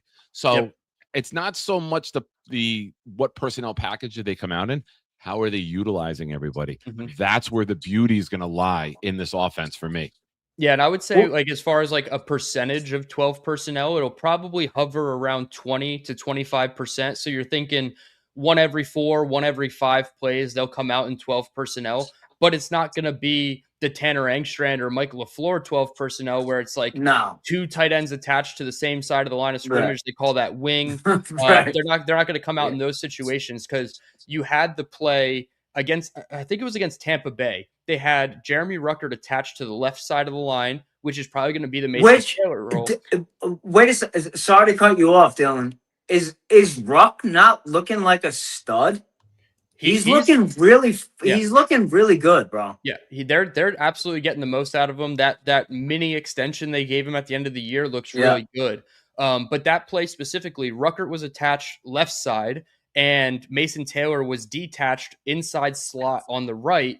And in normal situations, fully healthy, that's going to be Mason Taylor attached to the left side, Kenyon Sadiq in the inside slot, and then you have Sadiq, Mitchell, and Garrett all on the same side of the field. That was an excellent. And it was an excellent play design by Frank Reich to clear out with AD Mitchell, occupy the safety, and allow Mason Taylor to have a one-on-one with the linebacker. Now, Mason Taylor didn't break off the coverage. He was getting held a little bit. It was a legal hold, but he didn't get into the space, and Cade Klubnik had to scramble out to his right. And I think he took a 2-yard sack by running out of bounds. He did. He did. When you have Kenyon Sadiq in that role, who runs a 4.39 or whatever it is, and he's fully super athletic, he's going to get to that open space and catch that touchdown. So yes, it's going to be 12 personnel, but it's not going to be that traditional 12 personnel that we've come to know, that as soon as they come out in that on first down, it's a 3-yard run. Right. Yep. Right. Let me ask you boys a question. So you know that Frank Reich and Boomer Esiason, not only are they best friends, they were in each other's wedding. I think it was his best man in his wedding. I think that there's something to be said. I guarantee you that Boomer said, "Yo, listen, I'm gonna absolutely watch every play that you guys are on offense, and I'm gonna give you everything that I think." And I think it's gonna be like a tandem, because Boomer, they're best friends. They're best friends, and they want to see each other succeed. And I think that Boomer Esiason is gonna be like a pseudo offensive coordinator. Yeah, I don't know if it'll be like to that extent, but I 100% agree. It could be, bro. Yeah, every week I wouldn't be surprised if Frank Reich is on the phone or chopping it up with Boomer Esiason, talking about some of their play calls and some of the strategies. And Boomer is going to give his input 100%. Maybe they even give him a play and they don't tell us that's Boomer Esiason's play. But I totally can agree with that. They both come from the quarterback background. They both played for this team, so they want to see the Jets succeed. So I think that's a really good call out, that you're going to have ex-coaches and ex-players that Frank Reich can depend upon, much like AG tried to depend upon guys in his first year as head coach. The Boomer side of it, right? Not only the former player on the team, he works in New York media. The Jets winning games boosts business for him, right? With a call-in show. They're tired of the last 15 years and the disgrace phone calls and the aggravation on Monday mornings. Yeah. They want good business. He doesn't want to get what the Knicks winning did for business, right? For everybody. Right. The Jets winning would be great for business as well. Yeah, Boomer doesn't want to get on the mic and start calling for people's jobs when it's somebody as close to him as Frank Reich. I certainly agree. So again, I'm going to end with this. What I saw from Geno and AD, they have a connection. Yeah. Mm-hmm. They have a connection, and obviously Garrett's going to do his thing. Mm-hmm. Mason looks good. Dude, I'm super excited. I think the sky is the limit for us as long as we protect, which Yeah. it We looks can. like we're gonna be able to do. Oh yeah. Geno's gonna throw it all over the lot. Yes, he's gonna throw some picks. Mhm. We got that. We all know that. But let those picks be punts. You know what I'm saying? Yeah, Let those sure. picks be Exactly. 40-yard bombs. Yep. James, 100%. I can't look at the number and just say, oh, he threw X amount of interceptions. How many of them were a 3rd and 18 and you take a shot downfield and it's a Right. 45-yard pass? How many of them are a Hail Mary at the end of the half? How many of them are you're down 17 and you're trying to make something happen with 5 minutes left? Now, if you're down 3, if it's a one-score game, a second Sure. quarter, those could be killers, a pick 6. Sure. But Yep. I can't just look at the numbers and cry about it. If he throws 15 interceptions and only 5 of them hurt us, that's not a bad year. Well, you know, well, Nick, let me ask you a question. What do you think his numbers are going to be this year? if he plays all 17 games, Yeah, I am right, adamant right. about Let's this. preface. Let's preface that. Yeah. And I will say this: Court Sports is here, and she interviewed me at the Shout out, Tampa Bay Court. game. Keep it Yeah. up, girl. You're killing So it. Court interviewed me on her IG page. Go subscribe and follow Court Sports. She asked me, and I said, if Geno Smith plays all 17 games, Joe Namath's 4,007 yards will be top. I think that with the weapons that we have, What? the line that we have, and the run game, I think you're looking anywhere from 42 to 4,500 yards. We're going to be explosive on offense. We're going to throw the ball downfield. The ball's going to come out on time. How many times have we seen Garrett Wilson over his first 4 seasons catch the ball, get tackled, catch the ball, get hit, catch the ball, make the first guy miss, but he's only 4 yards away from the line of scrimmage, and at the end, the linebacker or safety are all coming at him because after he makes the first guy miss. But now you get him the ball downfield. You're getting Garrett the ball in space where he can juke one guy and go. You got A.D. Mitchell. You got to respect the top end speed. He can break off a 15-yard comeback. You're going to see further passes. You're going to see more catch and run. You're going to see a fluid offense. So 17 games, yeah, I think he passes Joe Namath with a game or two to go. Wow. Wow. Yeah. I And don't know if let's I'm that. not sleep on Isaiah Williams. No, Yeah, another weapon, right? Like we have that many weapons, we haven't even mentioned them. Yeah. And I will say one thing about the interceptions. Last year, I think it was week 7 or week 8 when Justin Fields finally threw his first interception. That doesn't mean it's a good thing. When was he? Wait, what? When he was crying in his closet? Yeah, pretty much. Yeah, But like yeah. we heard, oh, Justin Fields doesn't have any interceptions thrown this year. Yeah, because he was literally He was afraid doing- to throw the ball. So Exactly. I'm not afraid of quarterbacks who want to throw the ball. Obviously, I don't want him to put it in harm's way a ton, but we know what Geno Smith is. He's going to take those opportunities. He sees sir. one-on-one pre-snap. He's going to take that shot. So Yeah. there's context to a raw interception number, and having 0 halfway through the year, if you're Geno Smith, is a fantastic thing. If you're Justin Fields, Absolutely. it's a terrible thing. Yeah, I just think that this offensive line, I think, bro, the Boy Green showed us still this morning, Yeah. and Yeah. bro, It it looked was like like the it sea was was like the parting. Red Sea Yeah. parted. Yeah. Yep. It was wide open. He could have ran it for fucking 13 yards. Excuse my language. He could have just continued to step up and just throw it down the field. I think that we're ready. I think that we're finally getting to the point of, you know what? Jets football is back. 2015 was a long time ago, but it's time now. You know what I'm saying, boys? Hell yeah, Absolutely. James. I love it. Hell yeah. James, what's your name in the YouTube chat? JCons3. Okay. All right. Yeah. Perfect. I saw you before. Yeah. Appreciate you, man. And little programming note: I will be up early tomorrow before I go to work, and I'll be on with Boy Green at 7:00 in the morning. So tune Okay, into so I'll that. be there too. So we'll talk. Awesome. Appreciate Yeah. you, man. All right, Thank you boys. for the kind words before. Go Jets. All right, brother. Now, we did have a funny comment before in the chat, and right away I said, "Hey, send it to me." Very good friend Knobcraft made a comment that Mike McCarthy looks like Bobby Midnight, and I was like, "All right, send me the picture." Oh no, they did him dirty. There's Mike McCarthy hanging out in Vermont in the off season. Big Mike in the robe. Big Mike. Shout out Knobcraft. Glad you guys made amends. Yes, we're friends again. Bobby fixed everything for us. So shout out to Bobby. See how we tie it all together here? The peacemaker that is Bobby Midnight. That's it. Bobby mended the relationship. Thank you, Bob, for your good work. Well, Dylan, I know you are a hardworking young man that me as your father can be proud of. So thank you for your time and looking forward. What do you got going on this week? Yeah, I got tomorrow night we do the alternating stream, me and Buffalo Jet fans. So we're on my channel tomorrow at Dylan Tereman on YouTube. I will have a 53-man roster prediction, hopefully set to post tomorrow morning while I'm at work.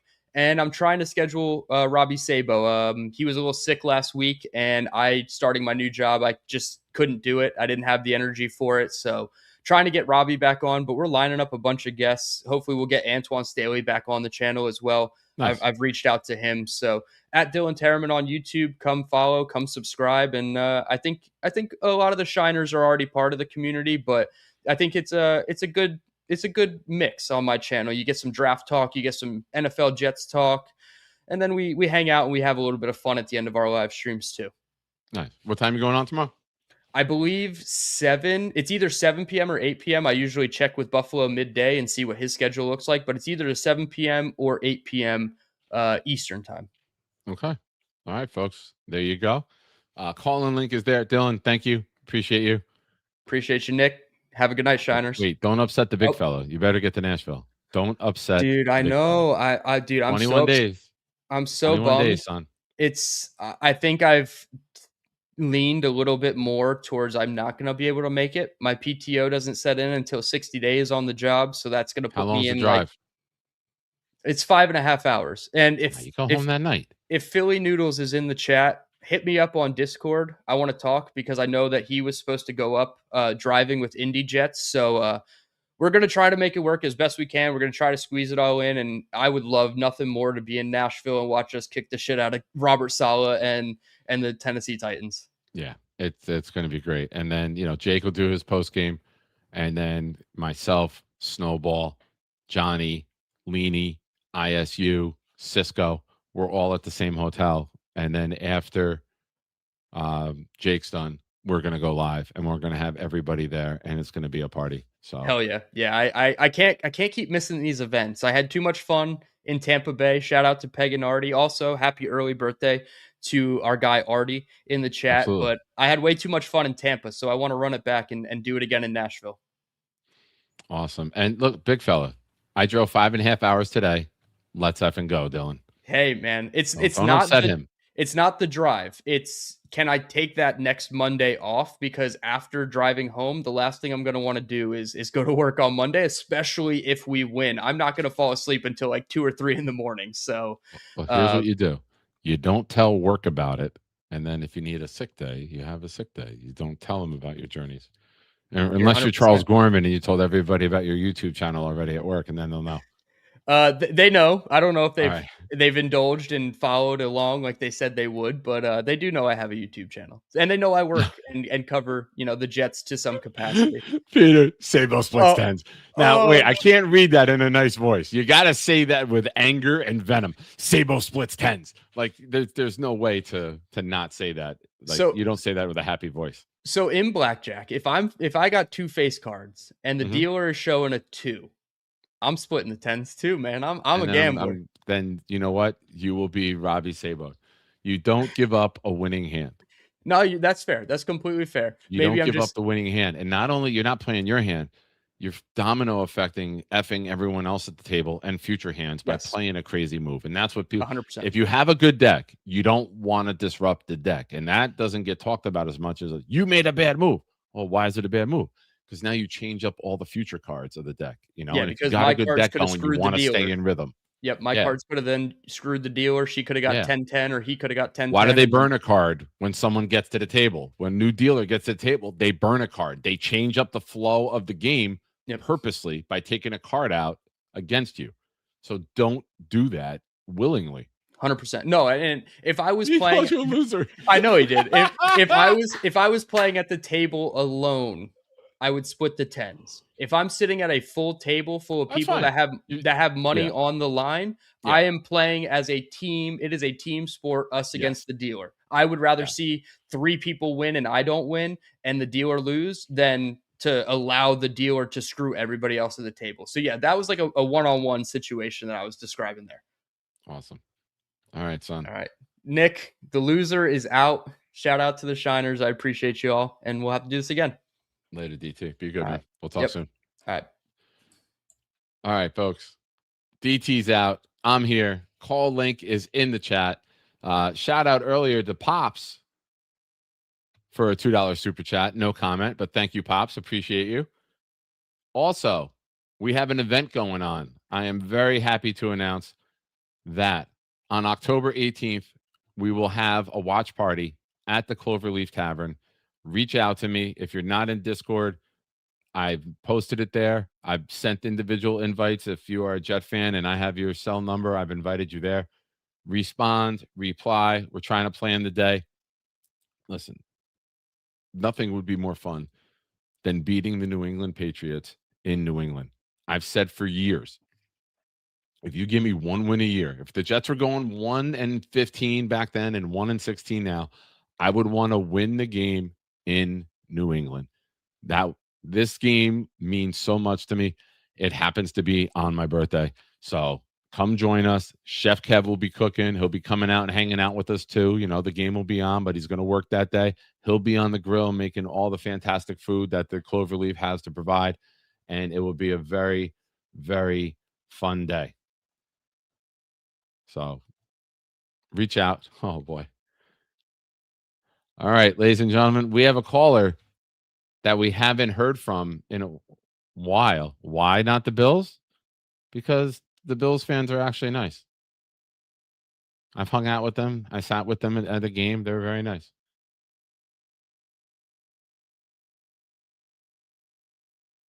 Earlier, Eli gifted 5. Forgive me. Here we go, baby. J-E-T-S, Jets, Jets, Jets, let's go, baby.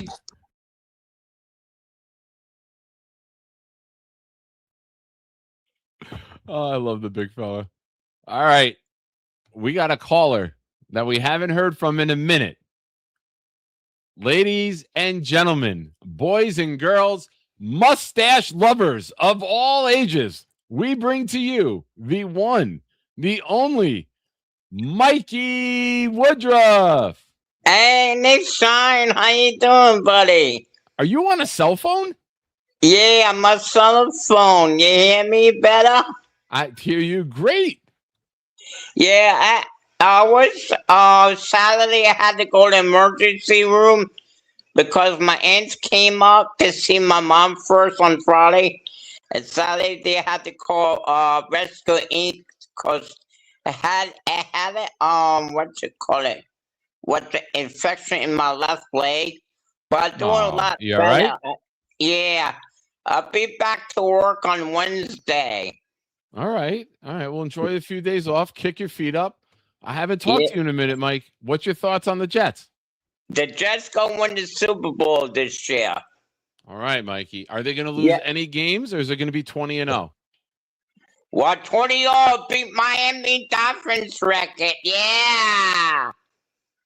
Geno Smith gonna throw $100,000 yards.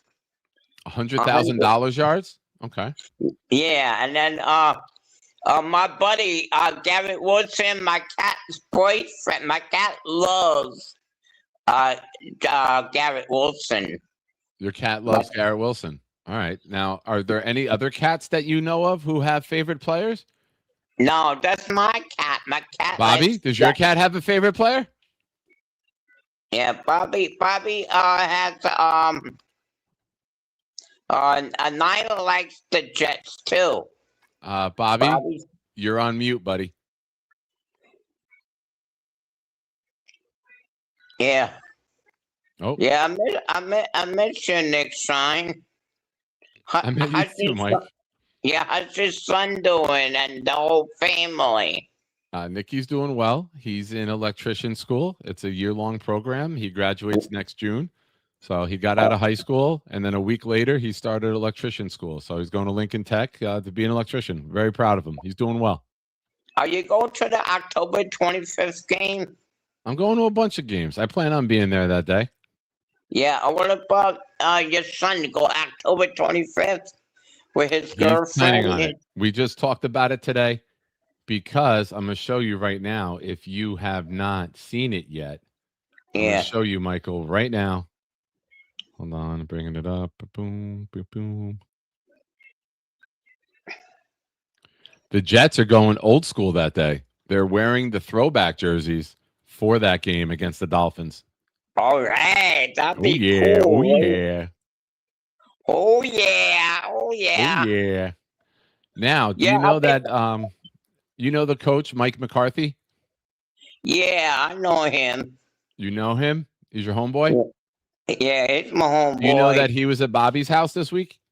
Oh no, he probably didn't tell me. Oh, Bobby didn't tell you? That's not nice. But I like him. He's Bobby, lucky. Bobby, why didn't you I'm tell him? back. Why didn't you tell What? him Mike McCarthy came over? Mike McCarthy came over.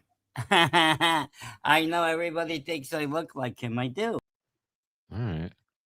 Oh, I Hey, hit the wrong button. Forgive me. I removed the Oh, wrong that's guy. right. No, I removed not the a wrong like- guy in Vermont. Sorry about that. not Yeah. like Geno Smith.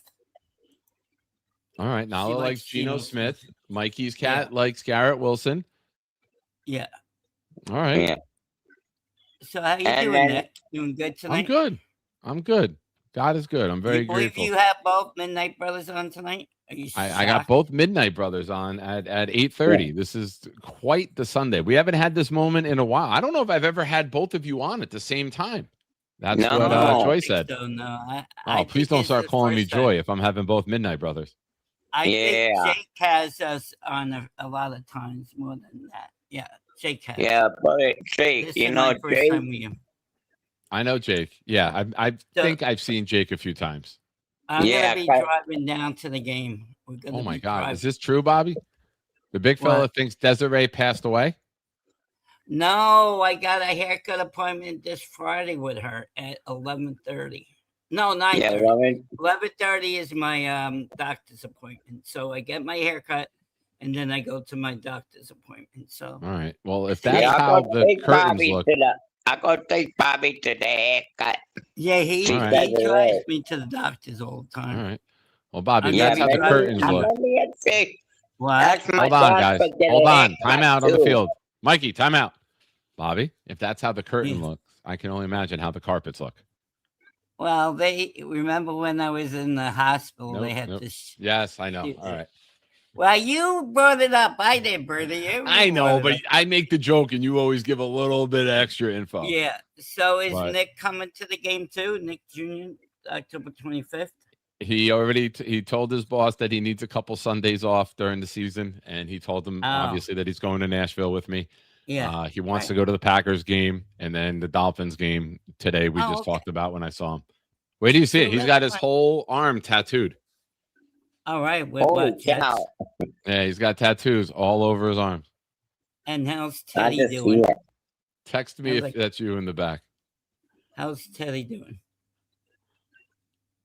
Teddy's doing well. I was with Teddy today. I made fun of Teddy a little bit. Teddy What? chunked up a little bit. They're giving him too many treats. I made fun of him. I was throwing the stick. Oh, They got I a huge see, yard, yeah. so he was Right. running around a lot. I can't see Yeah. who it is. Teddy the doggy bum is a doggy. Yeah, Yeah, Teddy's the kid's dog. Yeah, he's adorable. You're You saw a adorable. picture? You're adorable too. You look sexy. Thank you. Thank you. You Yeah. know that- Bobby, I might ask Dad for give me a haircut. Who's this? Too. Who we got on the chat here? What's up? Oh, your cat Oh, likes that's David Bailey? Quest. That's Jay Quest. He's going to work. He said I his know cat likes Jake David Quest. Bailey. Not Michael. One time Jay Quest got Barbara Danska on my show. Remember Barbara Oh, Danska? Yeah, a friend, That was Barbara. last year. That was about you last year. Yeah, no Barbara Danska. Jay Quest, Yeah, what does your remember? cat think about David Bailey? Oh, it's the phone. He's working tonight. I think he's at the trains. All right, maybe he'll Or he's coming reconnect. home from the trains. So how's Yeah. school Folks, doing? Hold School's on, coming Midnight's. back. Hold on, time out on the field. We're getting ready to wind down the show here. Again, it's Sunday night. All raffle entries are doubled. Super chats, $5 and up. Gifted memberships get you on the wheel. We are giving away a Jets jersey of your choice at the end of the day. Jay Quest, if you win, what jersey would your cat select? 100% David Bailey. 100%. Okay. Big Bailey fan.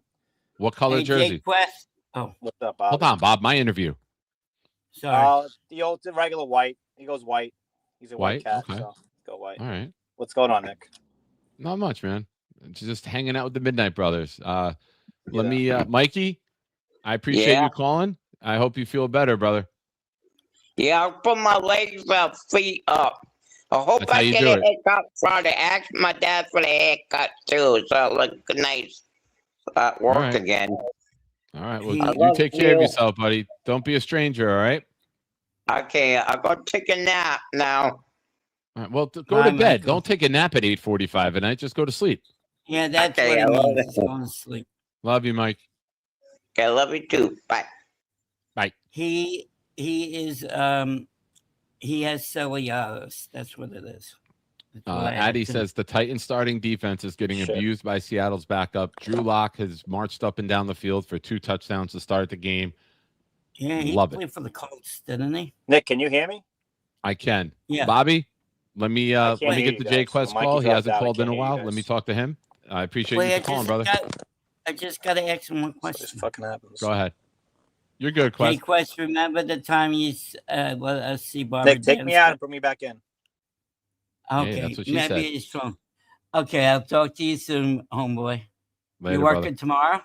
Gotta work Every day. tomorrow. I don't get day. My School next day is off. coming I don't back even have off soon, the. right? I don't After even that. have off the day after the Nashville game. I took a half a day. I'll be back in at 1:00 on Monday. I got the first flight out of Nashville Monday morning. no. You have to All fly. right. I don't have a lot of days, so I figured let me take the half day. Nick's got to be back for school anyway at 12:30. Yeah, So you gotta fly. Yeah. Okay. Good luck. Have thank fun. you. Love you, I'll buddy. talk to you soon. Bye now. All right. Everyone is weighing in on what their cat thinks. Jay Quest, you're good. I can hear you. I can hear you now, Nick. I don't know. Every time it calls StreamYard, it gets fucked up when somebody leaves. Give me a second. I'm just grabbing my bag. Hold on. All right. No, man, I'm excited for the season, bro. I can't fucking wait. And you know what? It comes down to this, right? And, 24/7, 365, there's Jet content out there. And it just now, like, once the games happen, like, half the shit we talk about mean nothing. Yeah. Right? Like, nothing. Like, it's just going to come down to, like, 1 or 2 plays in each game. That's what it comes down to. Like, I know Yeah. we talk about, Geno, this, Geno, that. Like, he can have a tip ball interception in return for a touchdown. That changes the whole fucking game. I really do that. I think our defense is going to be better than last year. I hope it is, at least, right? Because Glenn's calling the shots. But our offense is going to be good, I think. I think A.D. Mitchell is going to really surprise a lot of people and have a monster year. I think him and Geno have some chemistry, and I'm really hoping that we'd see that. And I really hope we get that fucking week 1 win in Nashville, I hope we get a lot of wins, but I was saying this earlier when I was on with Addy and talking with Nate and Foxy, that it's not a must win in terms of the season and how the season's going to be, right? But in terms of our fan base and our mentality and our approach, it's really big to go and beat the guy that you fired and you brought this guy in. The Jets don't very often get to say they made the right move. If you fire Saleh and then the guy that you replaced him with goes and defeats him, the Jets made a good move. And that would be another step in changing the narrative around this team, which the win would do, right? Oh, God, yeah. 100%. 100% right. And, like, we need it, man. Like, I don't think the players need it, but we need it as a fan base. Because, like, the NFL's week to week. The minute they land from that plane, they're on to Green Bay. The coaches will be in the film room. They'll be breaking down the film. There'll be some of them will be watching the Packers from week 1. Others will be reviewing the Jets tape and see where they could get better. But week to week, losing 1 week does not predict the next week. I always mention the year that the Patriots cut Lawyer Malloy, and then the Bills picked them up like on Labor Day, and then the Bills beat them 30-3 on the opening day, and then the Patriots went on to win the Super Bowl that year. And everyone was so like, "Oh, who you are week one does not tell your entire story. You know, each week is a chapter in a book. But man, it would be really good to get this win, to not let them get that one up on us. Fan wise, though, we need it because, like, you know, most of us take a driving home, we're taking planes home. Like, it's gonna be a miserable week if we lose to Salah. Like, I'm not gonna lie, because it's gonna be same old Jets, right? You can hear the narrative, national media shitting on us. You know it's gonna happen. So I'm just praying we get that win. I don't want no fucking moral victories. Just pound them in. David Bailey, fucking 6 sacks. You know, something crazy. You know, pick 6 would be nice. Interception. Yeah. I can't wait to celebrate, man. We're gonna win. I think. I really do. Quest. That's my prediction on the first drive. The first defensive drive, we go down, we score. We're up 7-0. Yeah. The first third down, Bailey off the edge, hits Ward's arm, ball pops up, Pond's interception, returns it. And then we start instantly saying it's the greatest draft we've ever had. That would be so fucking good, dude. That would be amazing, dude. I can't wait for week 1, though. I really am excited. Like, it's coming, you know? Like I said, like, sometimes watching, you know, not your show, just other shows, it's just draining sometimes mentally, like, talk about the Jets every single day. Because there's only so much you can talk about, right? Like, we make up shit that we talk about sometimes, like stupid storylines that don't even fucking matter. But, like, once the games happen, it's like the meat and potatoes. I just can't wait, bro. But, listen, my train's coming, Nate. Nate, I called you Nate. Nick, let me get going, bro. I've been talking to you, all right? It's all right, Bobby. Don't worry about it. All right, man. Later. Be good, bro. Good talking to you. All right. Call lines are open. Shout out to Jay Quest. His cat likes David Bailey. Who doesn't like David Bailey? All right. Let's do that before we end the show. Let's get a poll going. All right. We'll do that. Also, we got a super chat to get to. Court, I did see it during those call-ins. Thank you. All right. Not do you like David Bailey? Do you love David Bailey? Every time he's on the field, whether it's at practice, whether it's in a preseason game, he's making a play. He's doing something that you want to see from the number 2 overall pick. I'm telling you, I am a really big fan. And I said this, and I will. I'm on record. I wanted Reese. But I am not a Bailey hater. I'm not. For me, my top 3 were Reese, Bailey, and Bain. And I think all 3 are going to be tremendous NFL players. Now, what I don't want to see, and we're going to have it because there's a portion of the fan base that's always looking at what other teams are doing, Reese getting drafted by the Giants.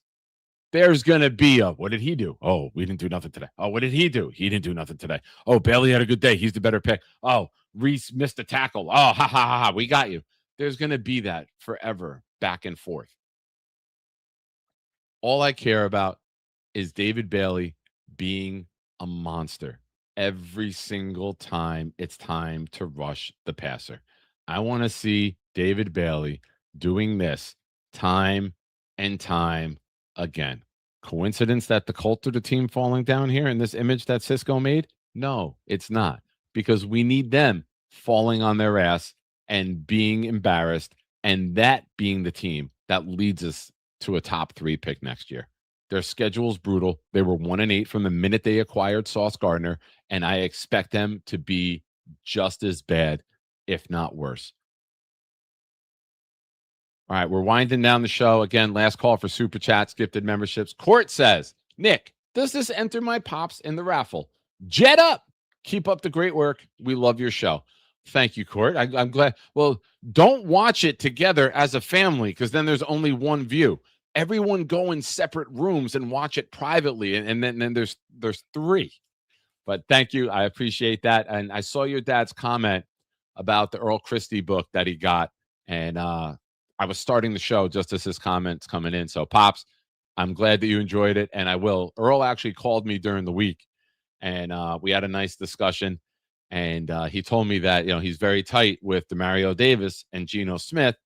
And me being me, I was like, hey, if next time you talk to them, let them know how much fun you had on the Nick Shine show. Oh, and he's like, I will. You know I will. So maybe we got another link in the chain here, folks. But thank you, Court.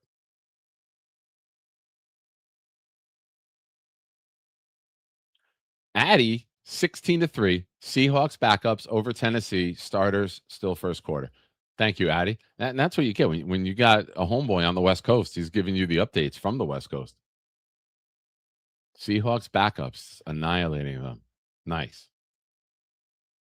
All right, everyone. Hit the like button. Let's see. Last time I had it open, we were at 73. We're at 84. We want to get to 100. Now that the season's here, the goal on Sunday night shows is to get to 100 likes. Now, programming updates for the week ahead. We got Amari Brown coming on tomorrow night. I got to check the Jets schedule for the rest of the week. Friday night, I might be at the game. If I'm home, game stream, watch party, come hang out here. Sunday night, we're working on a guest, trying to go big, seeing if we can land a legend for next Sunday night. Give us a good preview going into the season. But a couple things I have to take care of during the week. I got to take my daughter. I was with her this weekend. For those of you that don't know, if you're not following me on social media, down in South Jersey, they have a rodeo, Cowtown Rodeo. And I brought my daughter down there. She's big into country, her Morgan Wallen t-shirt. Now, please don't think I gave my 15-year-old daughter a cigar to smoke. I'm holding the unlit one, and I gave her the lit one to hold so we can mess with her mother. But it was a great time. If you are interested in a rodeo, there's a couple weeks of the season left. It's Cowtown Rodeo. It's in South Jersey. It's way down there by about 15 minutes in from the Delaware Memorial Bridge. So you're taking the turnpike down where our hotel was. We got off at exit 2, but you're pretty much going right to the Delaware Memorial Bridge. The pit, or the arena, as they call it, soaked with mud. If you're friends with me on Instagram and you saw the stories, it affected the traction of the horses. And they do a thing where they let out a baby bull, and the cowboys get off of the horse as they're sprinting and grasp the horns and try to flip it. These guys were getting dragged in the mud. They normally put their feet out, stop, get traction, flip it. They were covered, caked in mud all the way up and down the sides of them. It was bad. You know what? I enjoyed that so much. It's my second time there. I would do a group outing where we all went to the rodeo for like anyone interested, like one of those off-season things that we do, and it's not far from Atlantic City where we can do an event and then head over like at night. So I thought it was really cool. It's my second time going to see it. They put on a great show. The clown is really good. And something different, and it's not far. It's an hour and a half ride. Court's down. Let's go. Get the whole family in. Yeah, it's reasonably priced. They allow you, for those of you that drink, you bring in a cooler. They have food there, but you can bring in a cooler. You can bring in your alcoholic beverages. They don't sell alcohol there. It's a 5,000 seat arena. They sold out yesterday. We bought tickets at 2 in the afternoon. On our way down, we stopped. I got my cowboy hat right there. Stopped at Boot Barn, got myself a nice cowboy hat. I don't know if I'm bringing it to Tennessee because you can't put that in a suitcase. And I don't know if I'm wearing that on the plane. But when I go to Nashville in November during fall break for school, I got a trip out there with Alona. I will be rocking it for that. And yes, I got the cowboy boots too, Jen. I got them. They're not in that picture, but yes, I do have them. They're not high. They're like they're mids. But listen, I do wear other things besides Jets. Now, don't get me wrong. 90% of my wardrobe is Jets. Also, while I mention Alona, shout out to her. When I got home this afternoon from being away last night, she ordered a couple things for Jets wall art. So really cool 2 pieces. One's a fan cave. Obviously, we're in the basement here. We're going to be having watch parties, and I might have guests here for game watch parties. Jay Graves, like, I got a bunch of London broils that I need to make. Say when, and I'll cook them. I was like, okay, you want to make London broil? I got 3 leather sofas down here. We got 4 televisions. We have a bar over here, which is no alcohol, but you can lay food out on the bar top. So we're gonna have some fun times here. Boss Girl, I got my eye on one, but with everything being about my daughter this weekend, I didn't buy that. But the next time I go to Boot Barn, there's a nice buckle with a Jesus cross in the middle of it, and I'm gonna get that. It was between that and the American one, but with wearing this all the time, I was like, I need to have a matching belt buckle. So it'll come together. I'll have it by November. I got a nice cowboy jacket, it's coming together.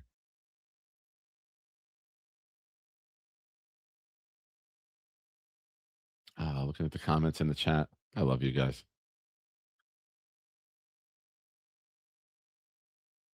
Pop says Nick needs 9 more likes for 100. I also need 1 more toe for 10. So the number 9 always pops up here. I'll check the Cowtown Rodeo schedule. I think they go into late September, but maybe we do something one of the Jets away weekends. All right. Last call right now. We're going to play a video. Super chats, gifted memberships, get you on the wheel. We're about to spin right now. 1 more video. It's Blitz BK time. It's Jets take flight, and then we will take flight and pick tonight's winner.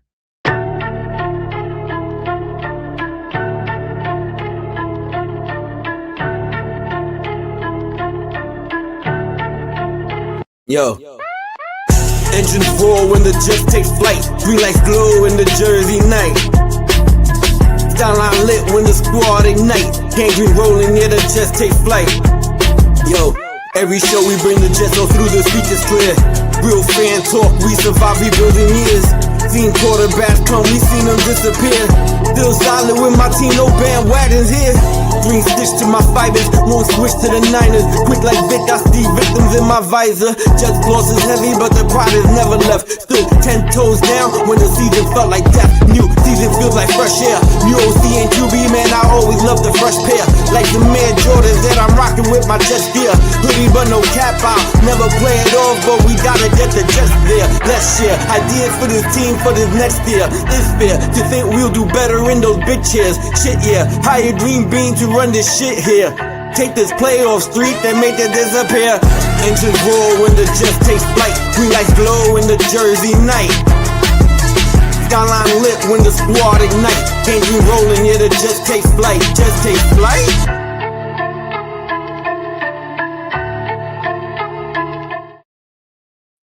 All right. So if some of you don't know, I'm a bit of a knucklehead. Yesterday, as me and my daughter were down in the area where Boot Barn is, I stopped at a good cigar place, bought one of their house cigars and another one that I normally don't smoke. And then we stopped at 7-Eleven across the street to get, our beverages and bag of chips and stuff for the parking lot. And I see a guy pull up on a scooter. And very good friend of the show, Weed the People, was hit by a car while on his scooter. And randomly, I just go up to this guy and say the quick story. I was like, yo, you want to say something to our friend? Here we go. All right, man, go ahead. What's up, We the People, man? Sorry you got hit, bro. Hope you feel better. Hope you do good. Be safe out here, man. The traffic is crazy, but you just got to be safe, bro. Be safe, heal up, and I hope you get better soon. Thank you, bro. Scoot Squad in the house. All right. Thank you, bro. God bless. No problem. Scoot Squad, baby. Scoot Squad. So shout out to Weed. The guy was pretty cool. He's got a Facebook page, Day Day.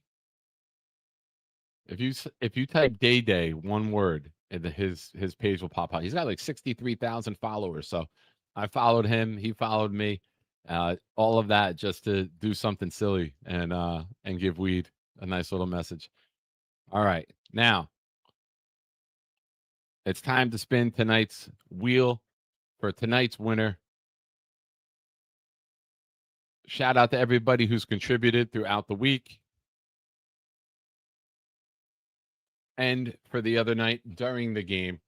Now, tonight's winner, you get to pick your jersey of your choice. You can get it personalized. You can get an old school jet, a current jet. You can get anything you want. We are going to shuffle it 3 times. 1, 2, 3.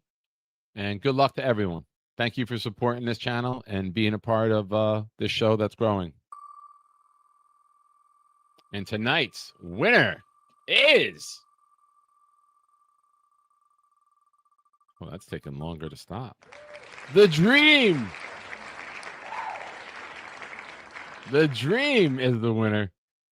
He won previously on this show and selected a Lavernius Coles jersey that we got made for him. So, hey, Siri, text the Dream. Hey, buddy, comma, you won the raffle tonight and get to pick a Jets jersey of your choice, exclamation point. Thoughts? Question mark. So if you've ever interacted with the Dream in a chat, he will drop questions and then just put thoughts at the end of it. So we'll see if he's still up or not. He's a working man starting Sunday night. So everyone, thank you for being here. Thank you to all our new subscribers. We've had another rush after we gained 34 the other night during the game cast. Welcome. Enjoy your stay. Make yourself known in the chat. We're a very welcoming community here. To all of you who've been here for the journey and the evolution of this show and me, thank you. I love you. You guys are the best. Thank you for keep choosing to have this program be a part of your life. I'm very grateful for that. Happy Lord's Day, everyone. God bless. Go Jets. 3 weeks from now, we will be in Nashville. We will be partying.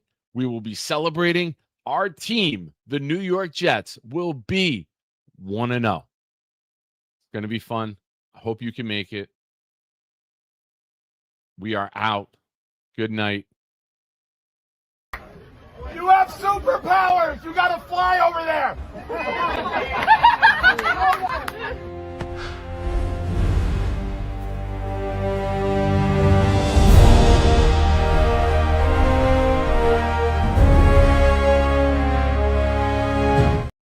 To the Mambo.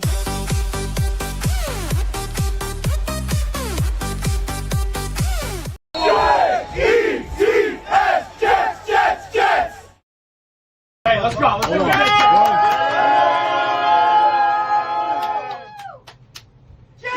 J-E-T-S, Jets, Jets, Jets!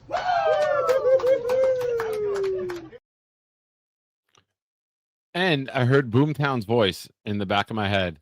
And the poll. 14% said no. We've only got 28 votes. There's 50 of you watching right now. Can we get that above 90%? Can everyone vote very quickly? Yes, you love David Bailey. Please.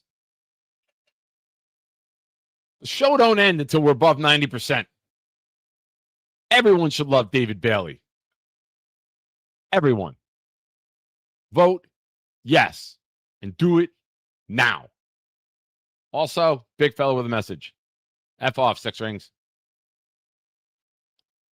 Addie's done an hour of show for every ring that 6 rings needs to fuck off with. Shout out to Addie.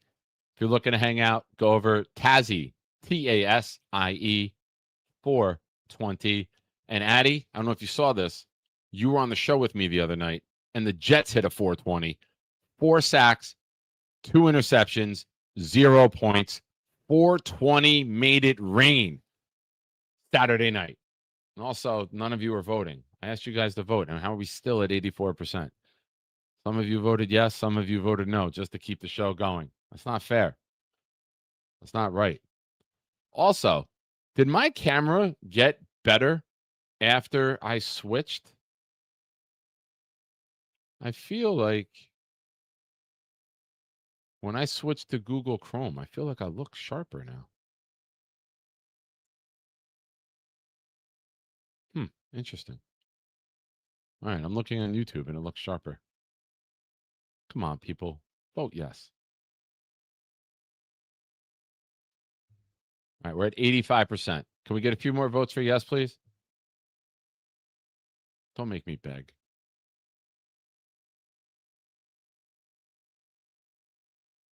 Please. John LG. I already voted. I can't vote again. All right. We're ending the poll at 85 because Wesley Walker's number 85. Jets Legends video on the way out. Good night, everyone.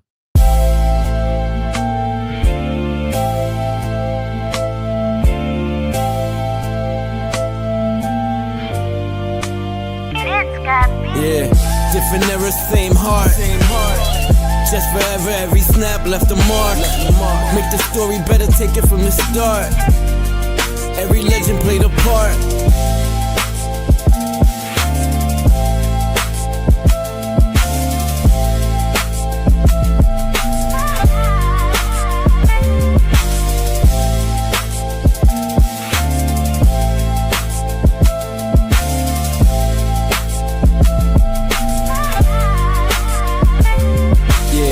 Some played the game, some changed the game.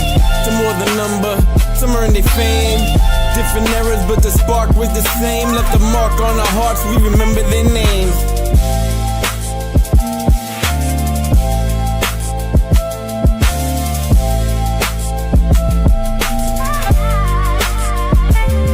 Yeah, different eras, same heart. Just forever, every snap left a mark. Make the story better, take it from the start. Every legend played a part.